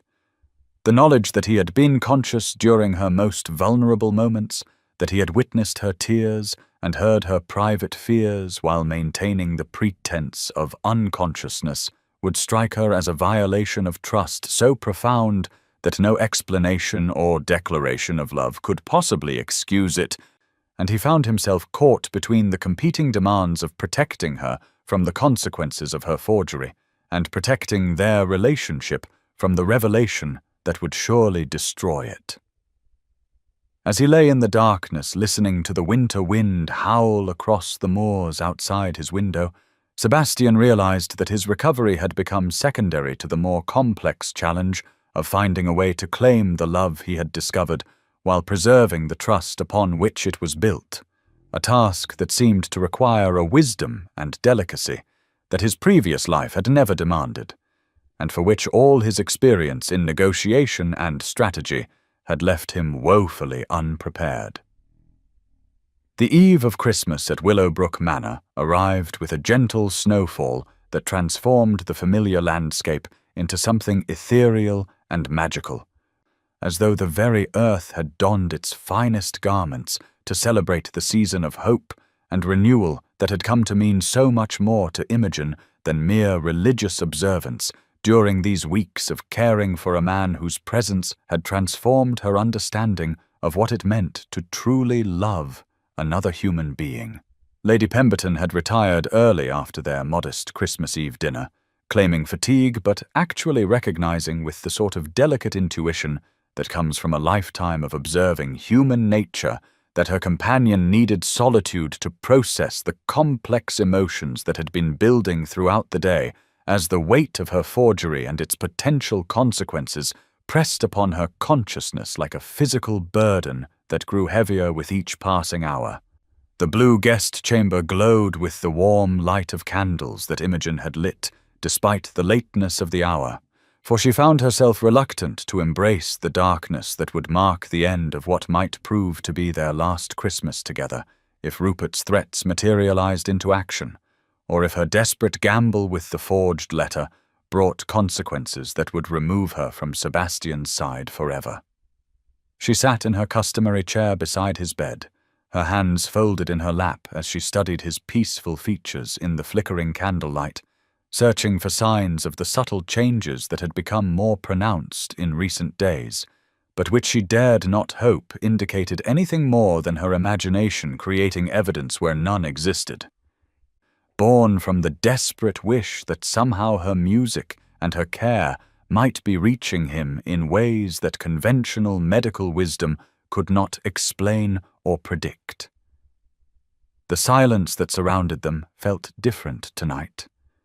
charged with an intimacy that had been building slowly over these weeks of shared solitude,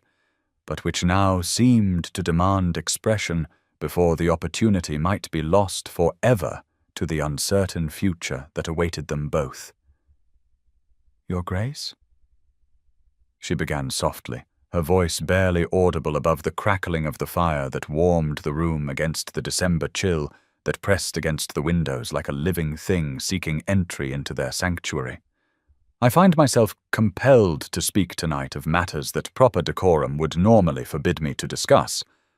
Yet the season and our peculiar circumstances seem to grant permission for confessions that might otherwise remain locked forever within the chambers of the heart, where society insists such dangerous feelings must be contained." She paused, gathering courage for words that once spoken could never be recalled, words that would either damn her as a foolish woman who had mistaken gratitude and proximity for something deeper and more meaningful, or reveal truths that her heart had been whispering with increasing insistence during these long weeks of intimate companionship. "I fear that I have committed the gravest breach of propriety that a woman in my position could possibly imagine, for I have allowed myself to develop feelings for you that extend far beyond the professional concern that should characterize the relationship between a patient and his caregiver. Feelings that would be inappropriate under any circumstances, but which become almost scandalous when one considers the vast difference in our stations and the fact that you have never had the opportunity to encourage or discourage such sentiments through word or gesture." Her voice grew stronger as she continued, as though the act of confession itself was providing her with courage she had not known she possessed, and she found herself speaking with the sort of honesty that can only emerge when one believes the listener incapable of judgment or rejection. "I have fallen in love with you, Sebastian. though I know it is presumptuous of me to use your Christian name, and even more presumptuous to imagine that my feelings could ever be of interest to a man of your elevated position and distinguished accomplishments. Yet I cannot help but speak the truth that has been growing within my heart since those first days when I began to understand that beneath the reputation for coldness and calculation that preceded you into this house lay a man capable of depths of feeling and nobility of spirit that society has never been permitted to witness.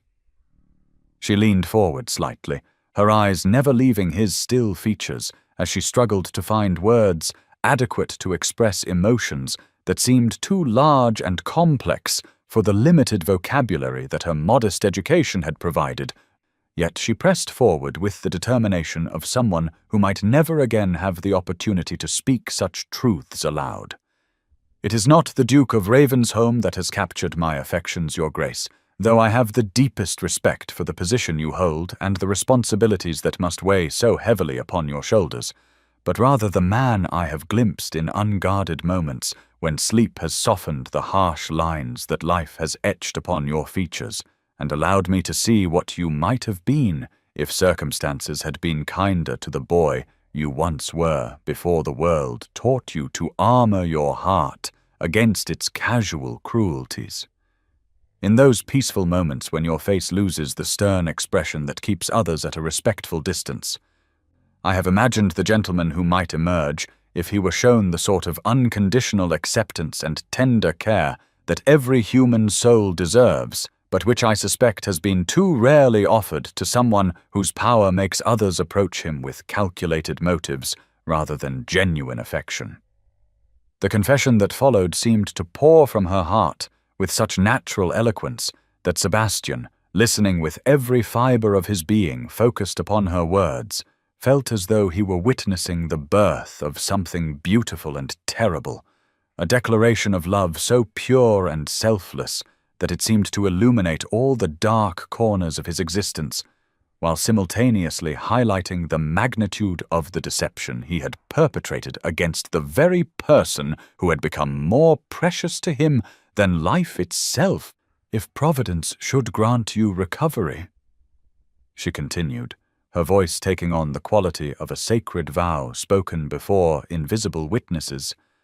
"I pledge to you my solemn promise that I shall dedicate whatever remains of my life to showing you the kindness and understanding that have been denied to you for too long, asking nothing in return except the privilege of remaining in your presence and perhaps helping to heal the wounds that isolation and mistrust have inflicted upon a heart that I believe was created for far greater tenderness than this harsh world has allowed it to express. I know that such devotion from one so humble as myself can offer little consolation to a man accustomed to the deference of peers and the calculated attention of those who seek his favor. Yet I pray that you might find some comfort in knowing that there exists at least one person who has seen past the barriers that necessity has taught you to maintain, and who loves not your title or your wealth or your power over others, but simply the essential truth of who you are beneath all the protective layers that life has required you to construct." Her words carried the weight of absolute sincerity, unmarred by any trace of the strategic thinking that Sebastian had come to expect from those who sought his attention or favor,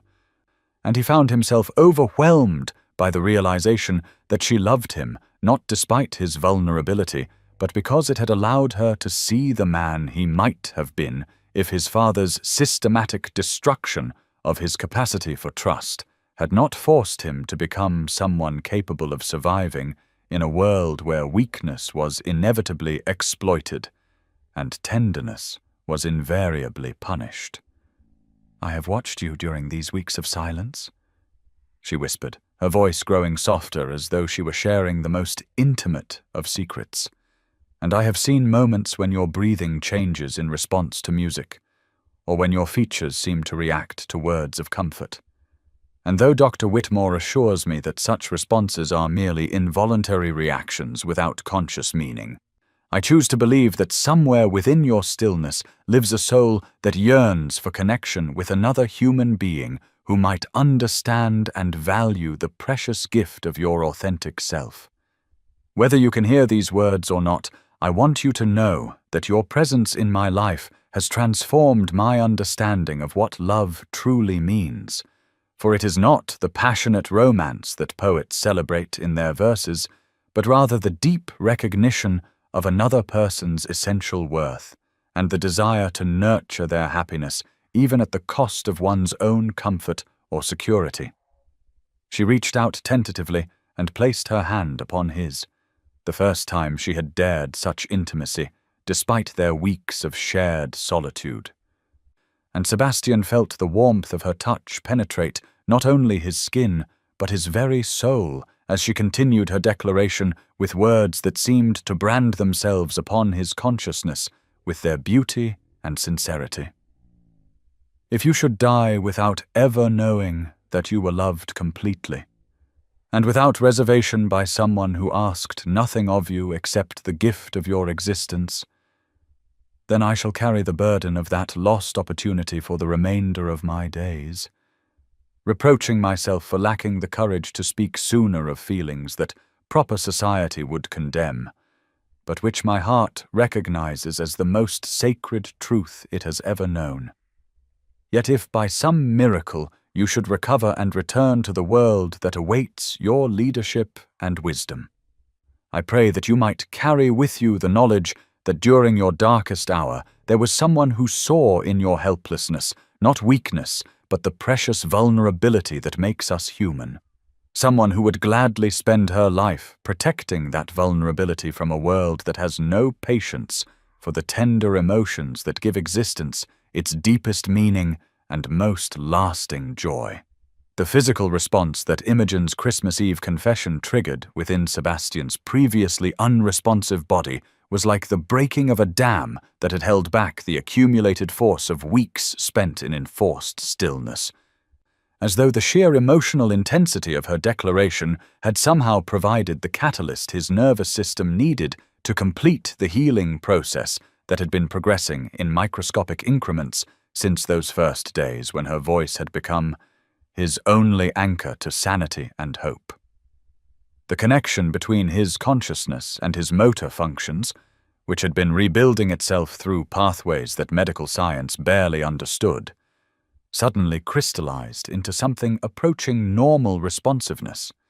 and for the first time since the accident, he felt genuine sensation returning to his extremities with a vividness that was almost overwhelming after so many weeks of existing purely within the confines of his own thoughts.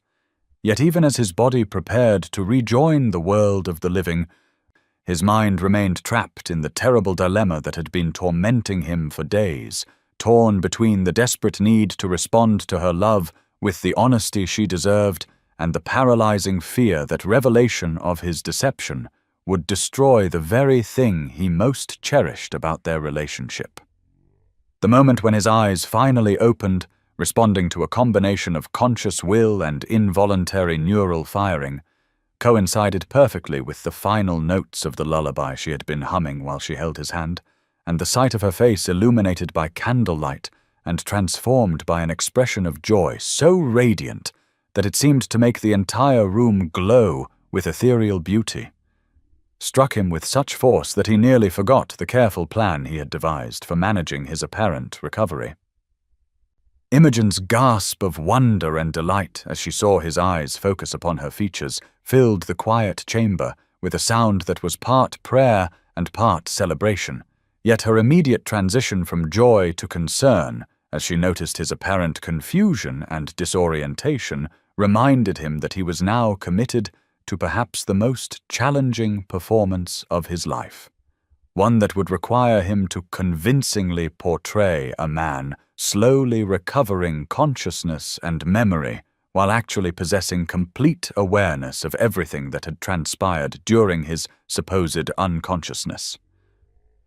"My lord," she whispered, her voice trembling with emotion as she leaned closer to study his features for signs of recognition or understanding. "Can you hear me? Can you see me? Do you know where you are?" Her questions carried the sort of gentle urgency that medical professionals might use with a patient whose mental state remained uncertain, yet Sebastian detected beneath her clinical concern the deeper note of personal anxiety that spoke to how much his recovery meant to her on a level that transcended professional duty or charitable obligation. He allowed his gaze to wander around the unfamiliar room with the sort of puzzled expression that might be expected from someone awakening to find himself in strange surroundings with no clear memory of how he had arrived there, then returned his attention to her face with what he hoped appeared to be growing recognition, mixed with continued confusion about the circumstances that had brought them together. "Where?" he managed to whisper, his voice genuinely hoarse from weeks of disuse, but his disorientation carefully manufactured to conceal the fact that he knew perfectly well not only where he was, but every detail of how he had come to be there. "Am I? Who are you? What has happened to me?" The questions came out as separate fragments, as though his mind were struggling to form coherent thoughts, and he was gratified to see that his performance was convincing enough to trigger her immediate shift into the sort of gentle, patient mode that had characterized her care throughout his recovery. "You are safe, my lord," she assured him with the sort of calm authority that he had come to associate with her most tender moments of caregiving. "You are at Willowbrook Manor, the home of Lady Pemberton, and you have been recovering from injuries sustained in a carriage accident some weeks ago. I am Miss Fairfax, your caregiver, and you need not worry about anything except resting and allowing your strength to return gradually." Her explanation was delivered with the kind of professional composure that managed to mask the personal turmoil he knew she must be experiencing as she witnessed his apparent awakening. Yet he could detect in her voice the underlying current of joy that his recovery represented, mixed with anxiety about the extent of his memory loss and cognitive function. The irony of the situation was almost unbearable, for here she was explaining to him circumstances that he understood far better than she did, while he was forced to maintain the pretense of confusion and gradual recollection in order to avoid confronting her with the devastating knowledge of how completely he had deceived her during what she believed had been her most private and vulnerable moments. "Dr. Whitmore must be summoned immediately," she continued, more to herself than to him, as she moved with efficient purpose to ring the bell that would summon the household staff, "for he will want to examine you and assess the extent of your recovery, though I must warn you that your memories may return only gradually, and some may never come back at all, which is perfectly normal in cases such as yours, where the brain has suffered significant trauma." Sebastian watched her efficient movements with a mixture of admiration for her competence and anguish at the necessity of continuing to deceive someone who deserved nothing but complete honesty from the man she had just declared herself willing to love without reservation. Yet he could see no alternative that would not result in the immediate destruction of everything beautiful that had developed between them during these weeks of enforced intimacy. The performance he was now committed to maintaining would require him to rediscover gradually not only his own identity and history, but also the depth of feeling that had developed between them, pretending to fall in love with her anew while actually cherishing every moment of their previous relationship, and desperately hoping that somehow he might find a way to preserve the trust that was the foundation of everything meaningful in his existence. As she bustled about the room preparing for the doctor's arrival and whispering prayers of thanksgiving for his recovery, Sebastian closed his eyes and tried to prepare himself for what would surely be the most difficult deception of his life, one that would require him to appear to become the man he had already learned to be, while concealing the fact that her love had already transformed him into someone worthy of the devotion she had so courageously declared during those precious moments when she believed herself safe from observation or judgment. The arrival of Mr. James Pemberton at Willowbrook Manor on the morning of December 27th brought with it an air of purposeful energy that seemed to dispel the peaceful atmosphere that had characterized the household during Sebastian's recovery, as the distinguished London solicitor swept into the estate with the sort of brisk efficiency that marked men accustomed to dealing with complex legal matters that required immediate attention and decisive action. Lady Pemberton's nephew possessed the same keen intelligence and uncompromising integrity that had made his aunt such a formidable presence in local society, though his professional demeanour carried an additional weight of authority that came from years of representing some of England's most powerful families in matters where fortunes and reputations hung in the balance with each carefully crafted document and strategic manoeuvre. His examination of the forged letter had been thorough, but yielded no obvious signs of deception to his practiced eye, for Imogen's careful study of Sebastian's handwriting had produced a reproduction skillful enough to pass casual inspection, though Mr. Pemberton's trained instincts detected something indefinably different about the communication that prompted him to conduct the sort of detailed investigation that might reveal irregularities in timing or content that could indicate fraud or coercion. However, what his inquiries actually uncovered proved far more shocking than any questions about the letter's authenticity, for his examination of the estate's financial records during the period of Sebastian's incapacity had revealed a pattern of unauthorized transactions and questionable expenditures that pointed to systematic embezzlement by someone with access to ducal accounts and the authority to conduct business in Sebastian's name. The evidence was damning in its clarity, showing how Rupert had used his position as heir apparent to convince various financial institutions and business associates that he possessed temporary authority to manage estate affairs during his cousin's illness, then proceeded to redirect funds into personal accounts and investments that bore no relation to legitimate ducal business or the proper management of Blackwood properties throughout England. Mr. Pemberton's discovery of these irregularities filled him with the sort of righteous anger that honest men feel when confronted with deliberate betrayal of trust, particularly when such betrayal involved the exploitation of a helpless family member whose incapacity made him vulnerable to exactly the sort of predatory behavior that Rupert had exhibited with such brazen confidence.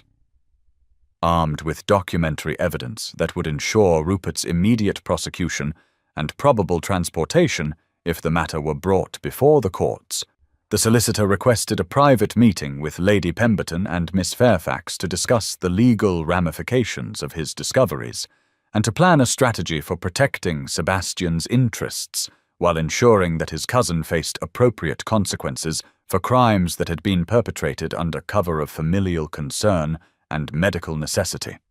The confrontation that followed when Mr. Pemberton presented his findings to Rupert in the presence of witnesses revealed the true nature of a man whose carefully maintained facade of aristocratic propriety crumbled instantly when faced with irrefutable proof of his criminal activities, transforming him from the grieving relative concerned only with his cousin's welfare into something approaching a cornered animal whose desperation made him capable of threats and behaviors that shocked even those who had suspected his motives from the beginning. "My dear Mr. Pemberton," Rupert began with forced calm that fooled no one present as he attempted to maintain his dignity, while the walls of his carefully constructed deception collapsed around him. "I fear there may be some misunderstanding about the financial arrangements I made on Sebastian's behalf, for everything I did was motivated by concern for the proper management of estate affairs during a crisis that threatened to leave important business matters unattended while he remained unable to fulfill his ducal responsibilities." The explanation that followed was a masterpiece of calculated misdirection and outright fabrication, as Rupert attempted to portray his embezzlement as prudent financial management and his unauthorized access to Sebastian's accounts as necessary emergency measures taken to prevent greater losses that might have resulted from administrative neglect. Yet the documentary evidence that Mr. Pemberton spread across the table made such claims appear not merely implausible, but actively insulting to the intelligence of everyone present. When it became clear that his financial crimes had been discovered, and that legal prosecution was inevitable unless he could find some alternative leverage to protect himself from the consequences of his actions, Rupert's desperation led him to make the sort of tactical error that often characterizes the behavior of criminals who have exhausted their conventional options and must resort to increasingly dangerous gambles in their attempts to avoid justice. His attention turned to Imogen with the sort of calculating assessment that made her skin crawl as she realized that he was evaluating her potential usefulness as either an ally who might be persuaded to support his version of events, or a victim whose vulnerability could be exploited to create the sort of scandal that might deflect attention from his own crimes. "Miss Fairfax," he said with a tone that managed to be simultaneously threatening and ingratiating, "I believe you and I have matters to discuss that might prove mutually beneficial, for I have reason to believe that your devotion to my cousin's welfare may have led you to take certain liberties with his correspondence that could place you in a most precarious legal position if brought to the attention of the proper authorities." The implication was clear enough to make Lady Pemberton gasp with indignation, while Mr. Pemberton's expression darkened with the sort of professional anger that honest solicitors reserve for those who attempt to pervert the legal system through blackmail and intimidation. Yet Imogen herself remained remarkably composed as she faced this new threat, with the same courage that had enabled her to forge Sebastian's signature in her original attempt to protect him from his cousin's schemes. "I am not certain what you mean to suggest, Mr. Blackwood," she replied with a dignity that impressed everyone present, "but I can assure you that any actions I may have taken on His Grace's behalf were motivated by concern for his welfare and nothing more, and I am perfectly willing to account for my behavior to any authority that might require such an accounting." Her refusal to be intimidated seemed to infuriate Rupert beyond the bounds of rational behavior, prompting him to abandon all pretense of civilized discourse in favor of threats that revealed the true depths of his moral corruption and his willingness to destroy an innocent woman in his desperate attempts to avoid the consequences of his crimes. "Perhaps you would be more willing to reconsider your position," he snarled with barely controlled rage, "if you understood that exposure of your little forgery would not only result in your transportation to the colonies, but would also destroy Lady Pemberton's reputation for harboring a criminal in her household, to say nothing of the scandal that would attach to any family foolish enough to employ you in the future." The cruelty of these words, designed to exploit Imogen's loyalty to her employer and her anxiety about her future security, struck Sebastian with such force that his carefully maintained pretense of weakness and confusion nearly shattered under the pressure of protective rage that demanded immediate action to defend the woman who had sacrificed everything for his sake. However, it was Rupert's next words that finally proved too much for Sebastian's self-control to withstand. As his cousin's desperation led him to make the sort of proposal that no gentleman could hear directed toward a lady under his protection without responding with immediate and decisive force. "Of course, dear Miss Fairfax, there might be alternative arrangements that could prove satisfactory to all parties concerned, for I am not without influence in certain circles, and a young woman of your obvious charms might find that discretion regarding past irregularities could be purchased through a willingness to provide companionship of a more intimate nature than your current position requires, arrangements that need not involve the sort of legal complications that might otherwise prove so troublesome for everyone involved."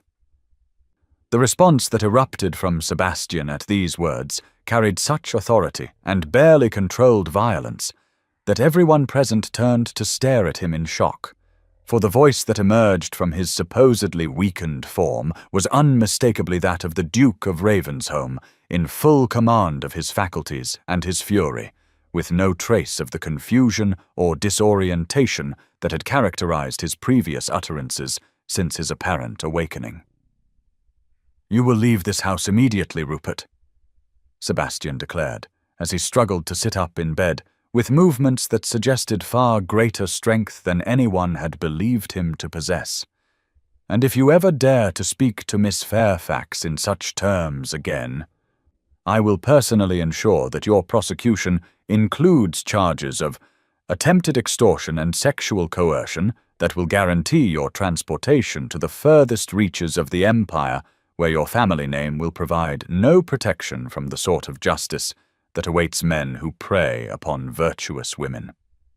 The transformation was so complete and so sudden that even Mr. Pemberton, who had seen many surprising reversals in his legal career, found himself temporarily speechless as he watched a man who had appeared barely conscious only moments before assume the full dignity and commanding presence that had made him one of England's most feared and respected peers. Sebastian's knowledge of the financial details surrounding Rupert's embezzlement, his understanding of the legal implications of various courses of action, and his obvious awareness of conversations and developments that should have been completely unknown to someone in his supposed condition, made it clear to everyone present that his recovery had been far more complete than anyone had realized, and that his apparent confusion had been either a natural consequence of gradual healing or a deliberate performance designed to conceal the true extent of his awareness.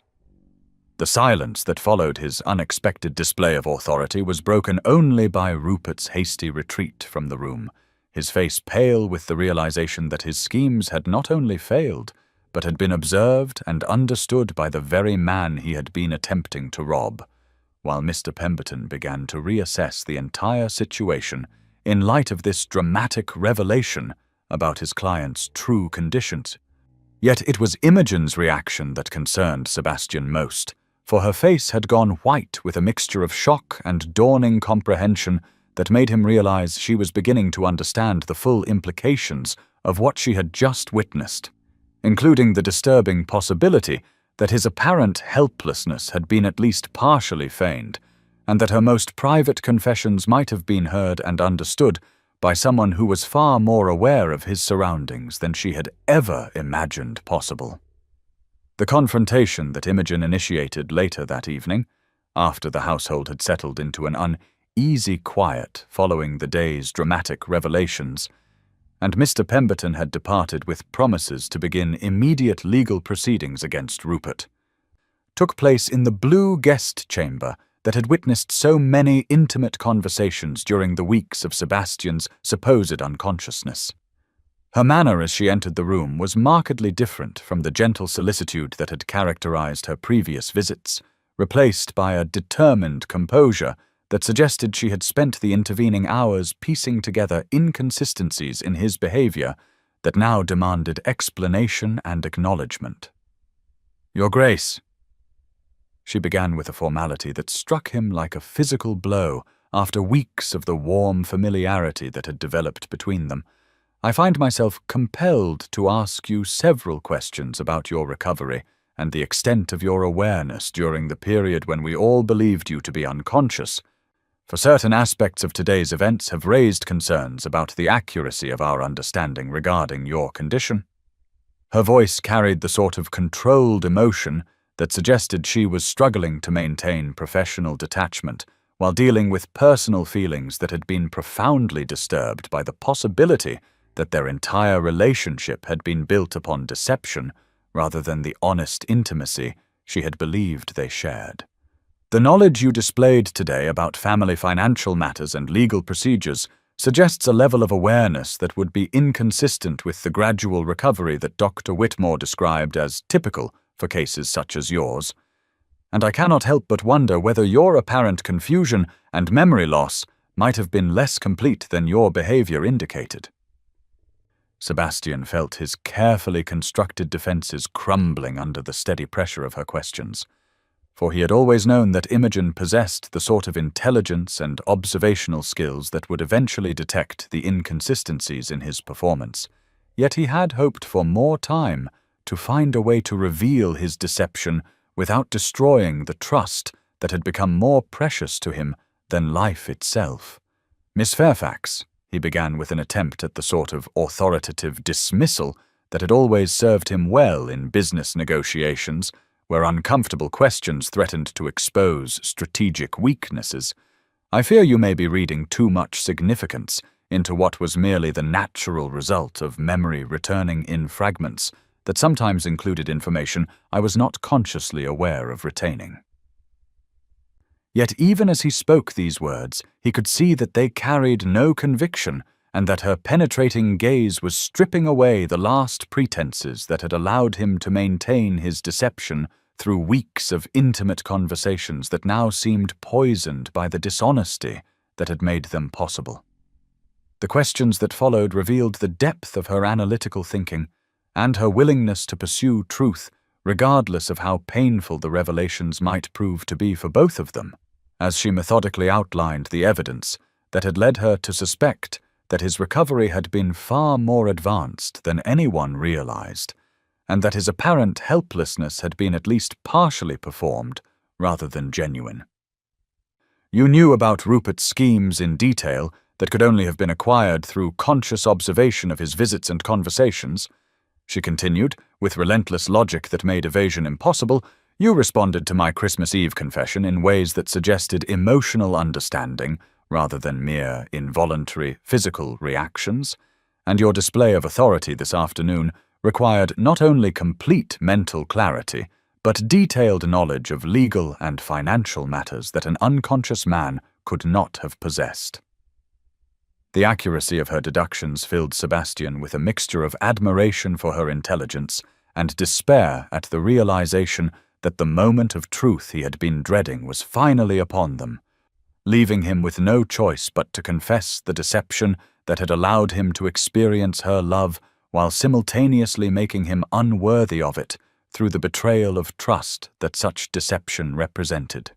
The confession that Sebastian finally made that evening carried with it the weight of weeks spent wrestling with an impossible dilemma that had no solution capable of preserving both his love for Imogen and the trust upon which that love had been built. Yet as he faced her steady gaze and saw the pain and bewilderment in her eyes, he knew that continued deception would be far more cruel than the truth, however devastating its immediate consequences might prove to be.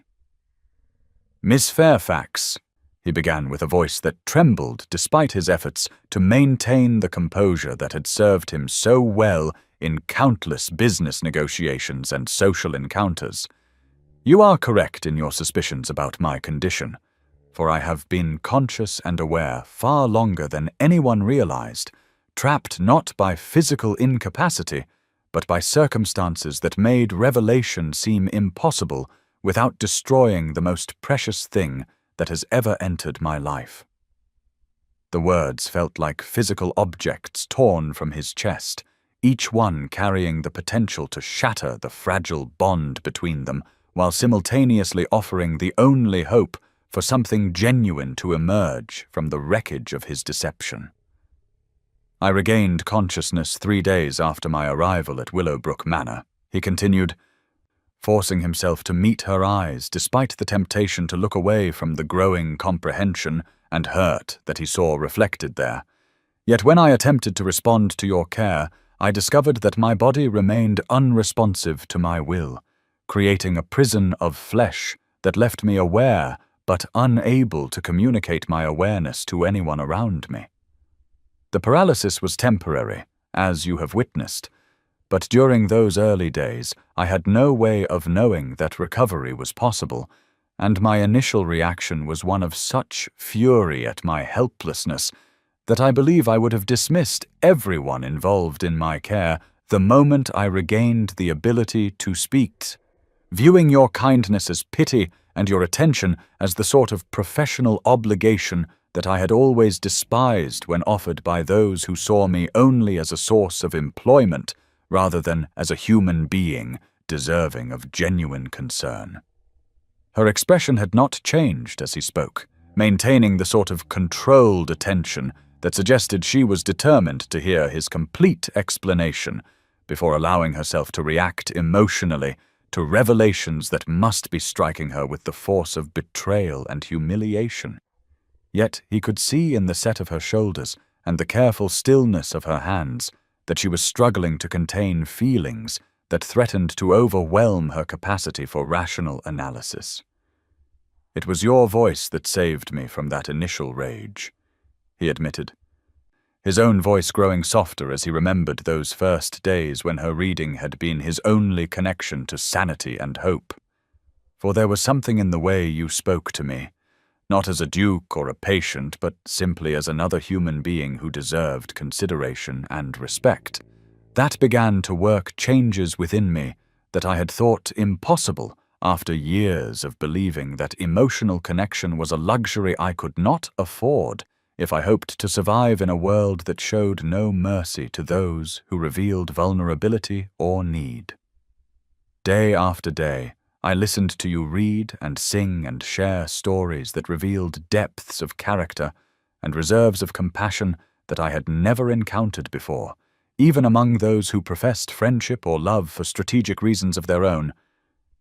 And gradually, I began to understand that your care for me was motivated by something far more rare and precious than duty or professional obligation. The realization that someone could tend to another person's needs without calculation or expectation of reward was so foreign to my experience that it took weeks for me to accept that such selfless devotion actually existed. Yet as I observed your consistent kindness and witnessed your genuine distress when my condition showed no improvement, I began to hope that perhaps the world contained more goodness than my cynical education had led me to believe. The transformation that your stories and music worked within me was unlike anything I had ever experienced," Sebastian continued, his voice taking on a quality of wonder that made it clear he was still amazed by the changes that had occurred during those weeks of enforced passivity. "For you taught me through your own example what it meant to care for another person without expecting anything in return, and your descriptions of sacrifice made for love rather than gain showed me possibilities for human connection that I had dismissed as romantic fantasy, designed to comfort those too weak to face the harsh realities of existence. When you spoke of your father's devotion to music and your willingness to surrender your own dreams for your sister's security,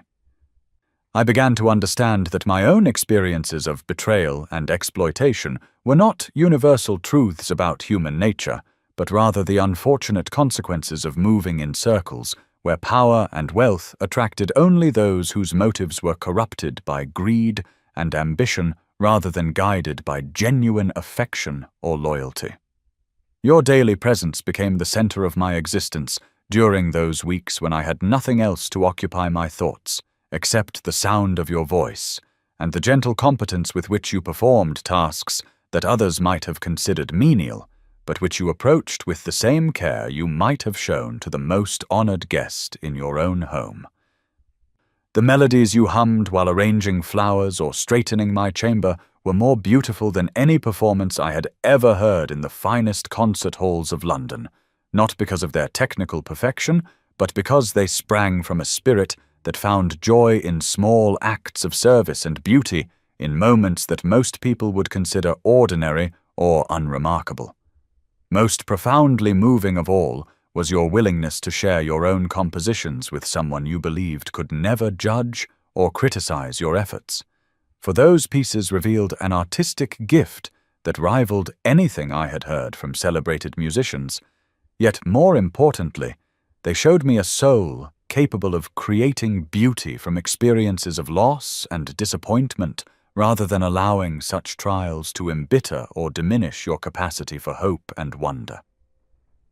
The lullaby that reminded me of my mother's singing was like a key that unlocked memories and emotions I had buried so deeply that I had convinced myself they no longer existed,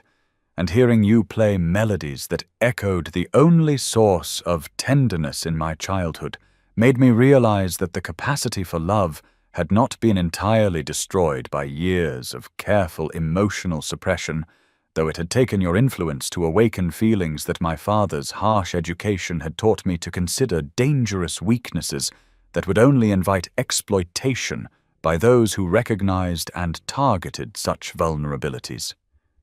As the days passed and I began to understand the true extent of your sacrificial nature. Watching you forge documents that could result in your transportation, or worse, simply to protect someone you believed incapable of gratitude or recognition, I found myself experiencing emotions that I had thought permanently beyond my reach. Chief among them, a desperate desire to be worthy of the love you were showing to a man who had never inspired such devotion through his own actions or character. The knowledge that you cared for me not because of my title or wealth, but in spite of them, seeing in my helpless condition an opportunity to show mercy rather than a burden to be endured, convinced me that perhaps redemption was possible, even for someone whose reputation for coldness had been earned through years of ruthless behavior, designed to protect himself from the sort of pain that my father's cruelty had inflicted during my formative years. Your Christmas Eve confession was simultaneously the most wonderful and the most torturous experience of my life, Sebastian admitted, with a voice that carried such raw emotion that Imogen found herself leaning forward despite her anger and hurt, drawn by the obvious sincerity of his words, even as her rational mind insisted that his deception made any declaration from him suspect and unreliable. To hear you speak of love with such purity and selflessness, offering your devotion without any expectation that it would be returned or even acknowledged, was like being offered a glimpse of paradise from the depths of hell, for I knew that I was receiving the most precious gift that one human being can offer another, while simultaneously being aware that my acceptance of it was founded upon a deception that would make me forever unworthy of such trust and affection. Every word you spoke that night seemed to burn itself into my consciousness with an intensity that made it impossible to forget even the smallest detail of your declaration. Yet each expression of love also reminded me of the growing chasm between the truth of my awareness and the innocence of your confession. For you were offering your heart to someone you believed incapable of betraying that trust through conscious choice or deliberate deception. The irony of my situation was almost unbearable, for your love had transformed me into someone capable of deserving such devotion, while the very deception that had allowed me to receive it made me unworthy of the woman who had created this transformation through her gentle influence and unwavering faith in the possibility of human goodness.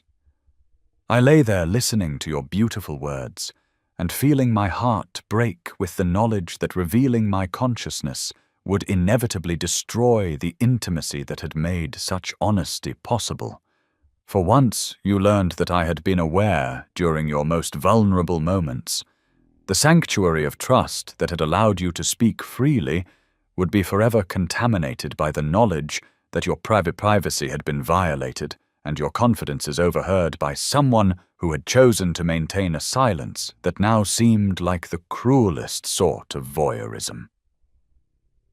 Yet continuing the deception also became impossible as I watched you sacrifice yourself for my sake, committing crimes that could destroy your future simply because you believed I needed protection and had no one else willing to fight for my interests against relatives whose greed outweighed any family loyalty they might once have possessed. The sight of you risking everything for someone you thought could never thank or acknowledge your efforts filled me with such overwhelming love and gratitude that maintaining my silence seemed like a betrayal of everything you had given me.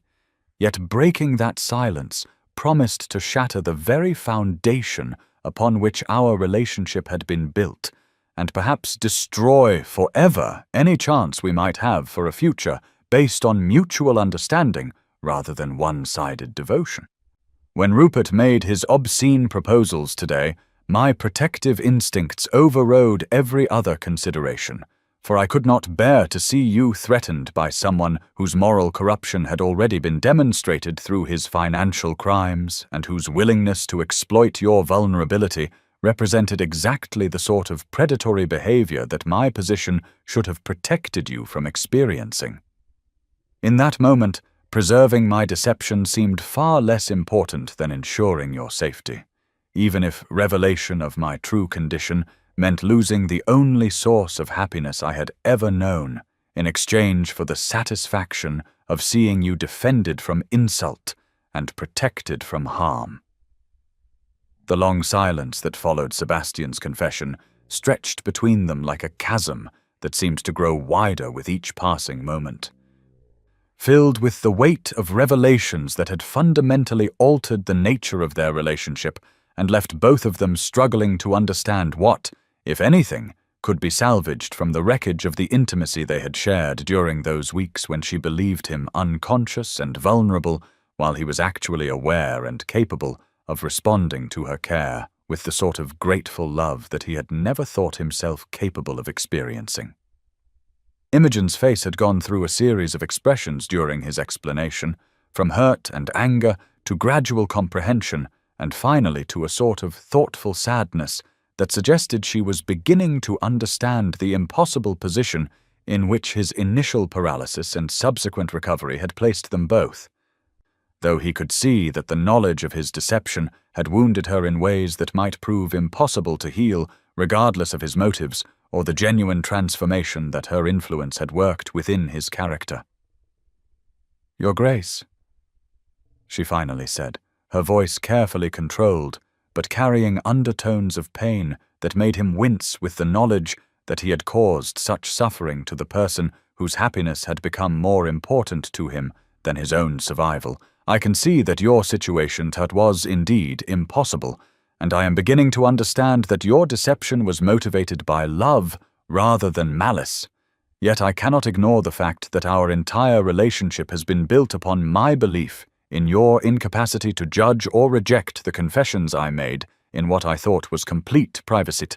The words she had shared during those quiet hours now seemed tainted by the knowledge that they had been heard and evaluated by someone whose consciousness she had never suspected, and the intimacy that had once felt like a precious gift now carried the sting of violation and the humiliation that comes from realizing that one's most vulnerable moments have been witnessed by someone who chose to remain silent rather than acknowledge their awareness and allow natural boundaries to be established between them. "I understand why you felt trapped by circumstances beyond your control,"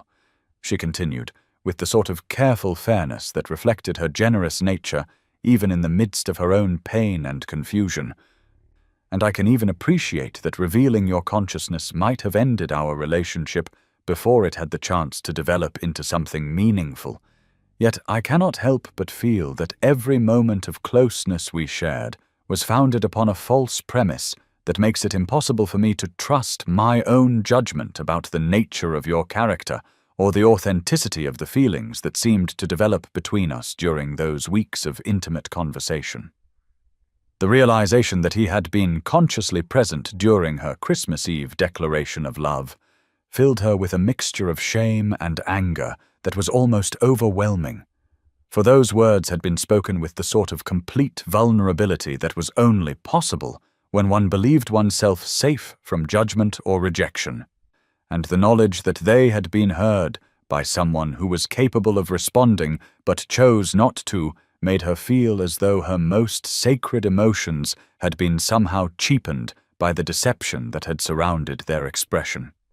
Yet even as these feelings of betrayal and humiliation threatened to consume her capacity for rational thought,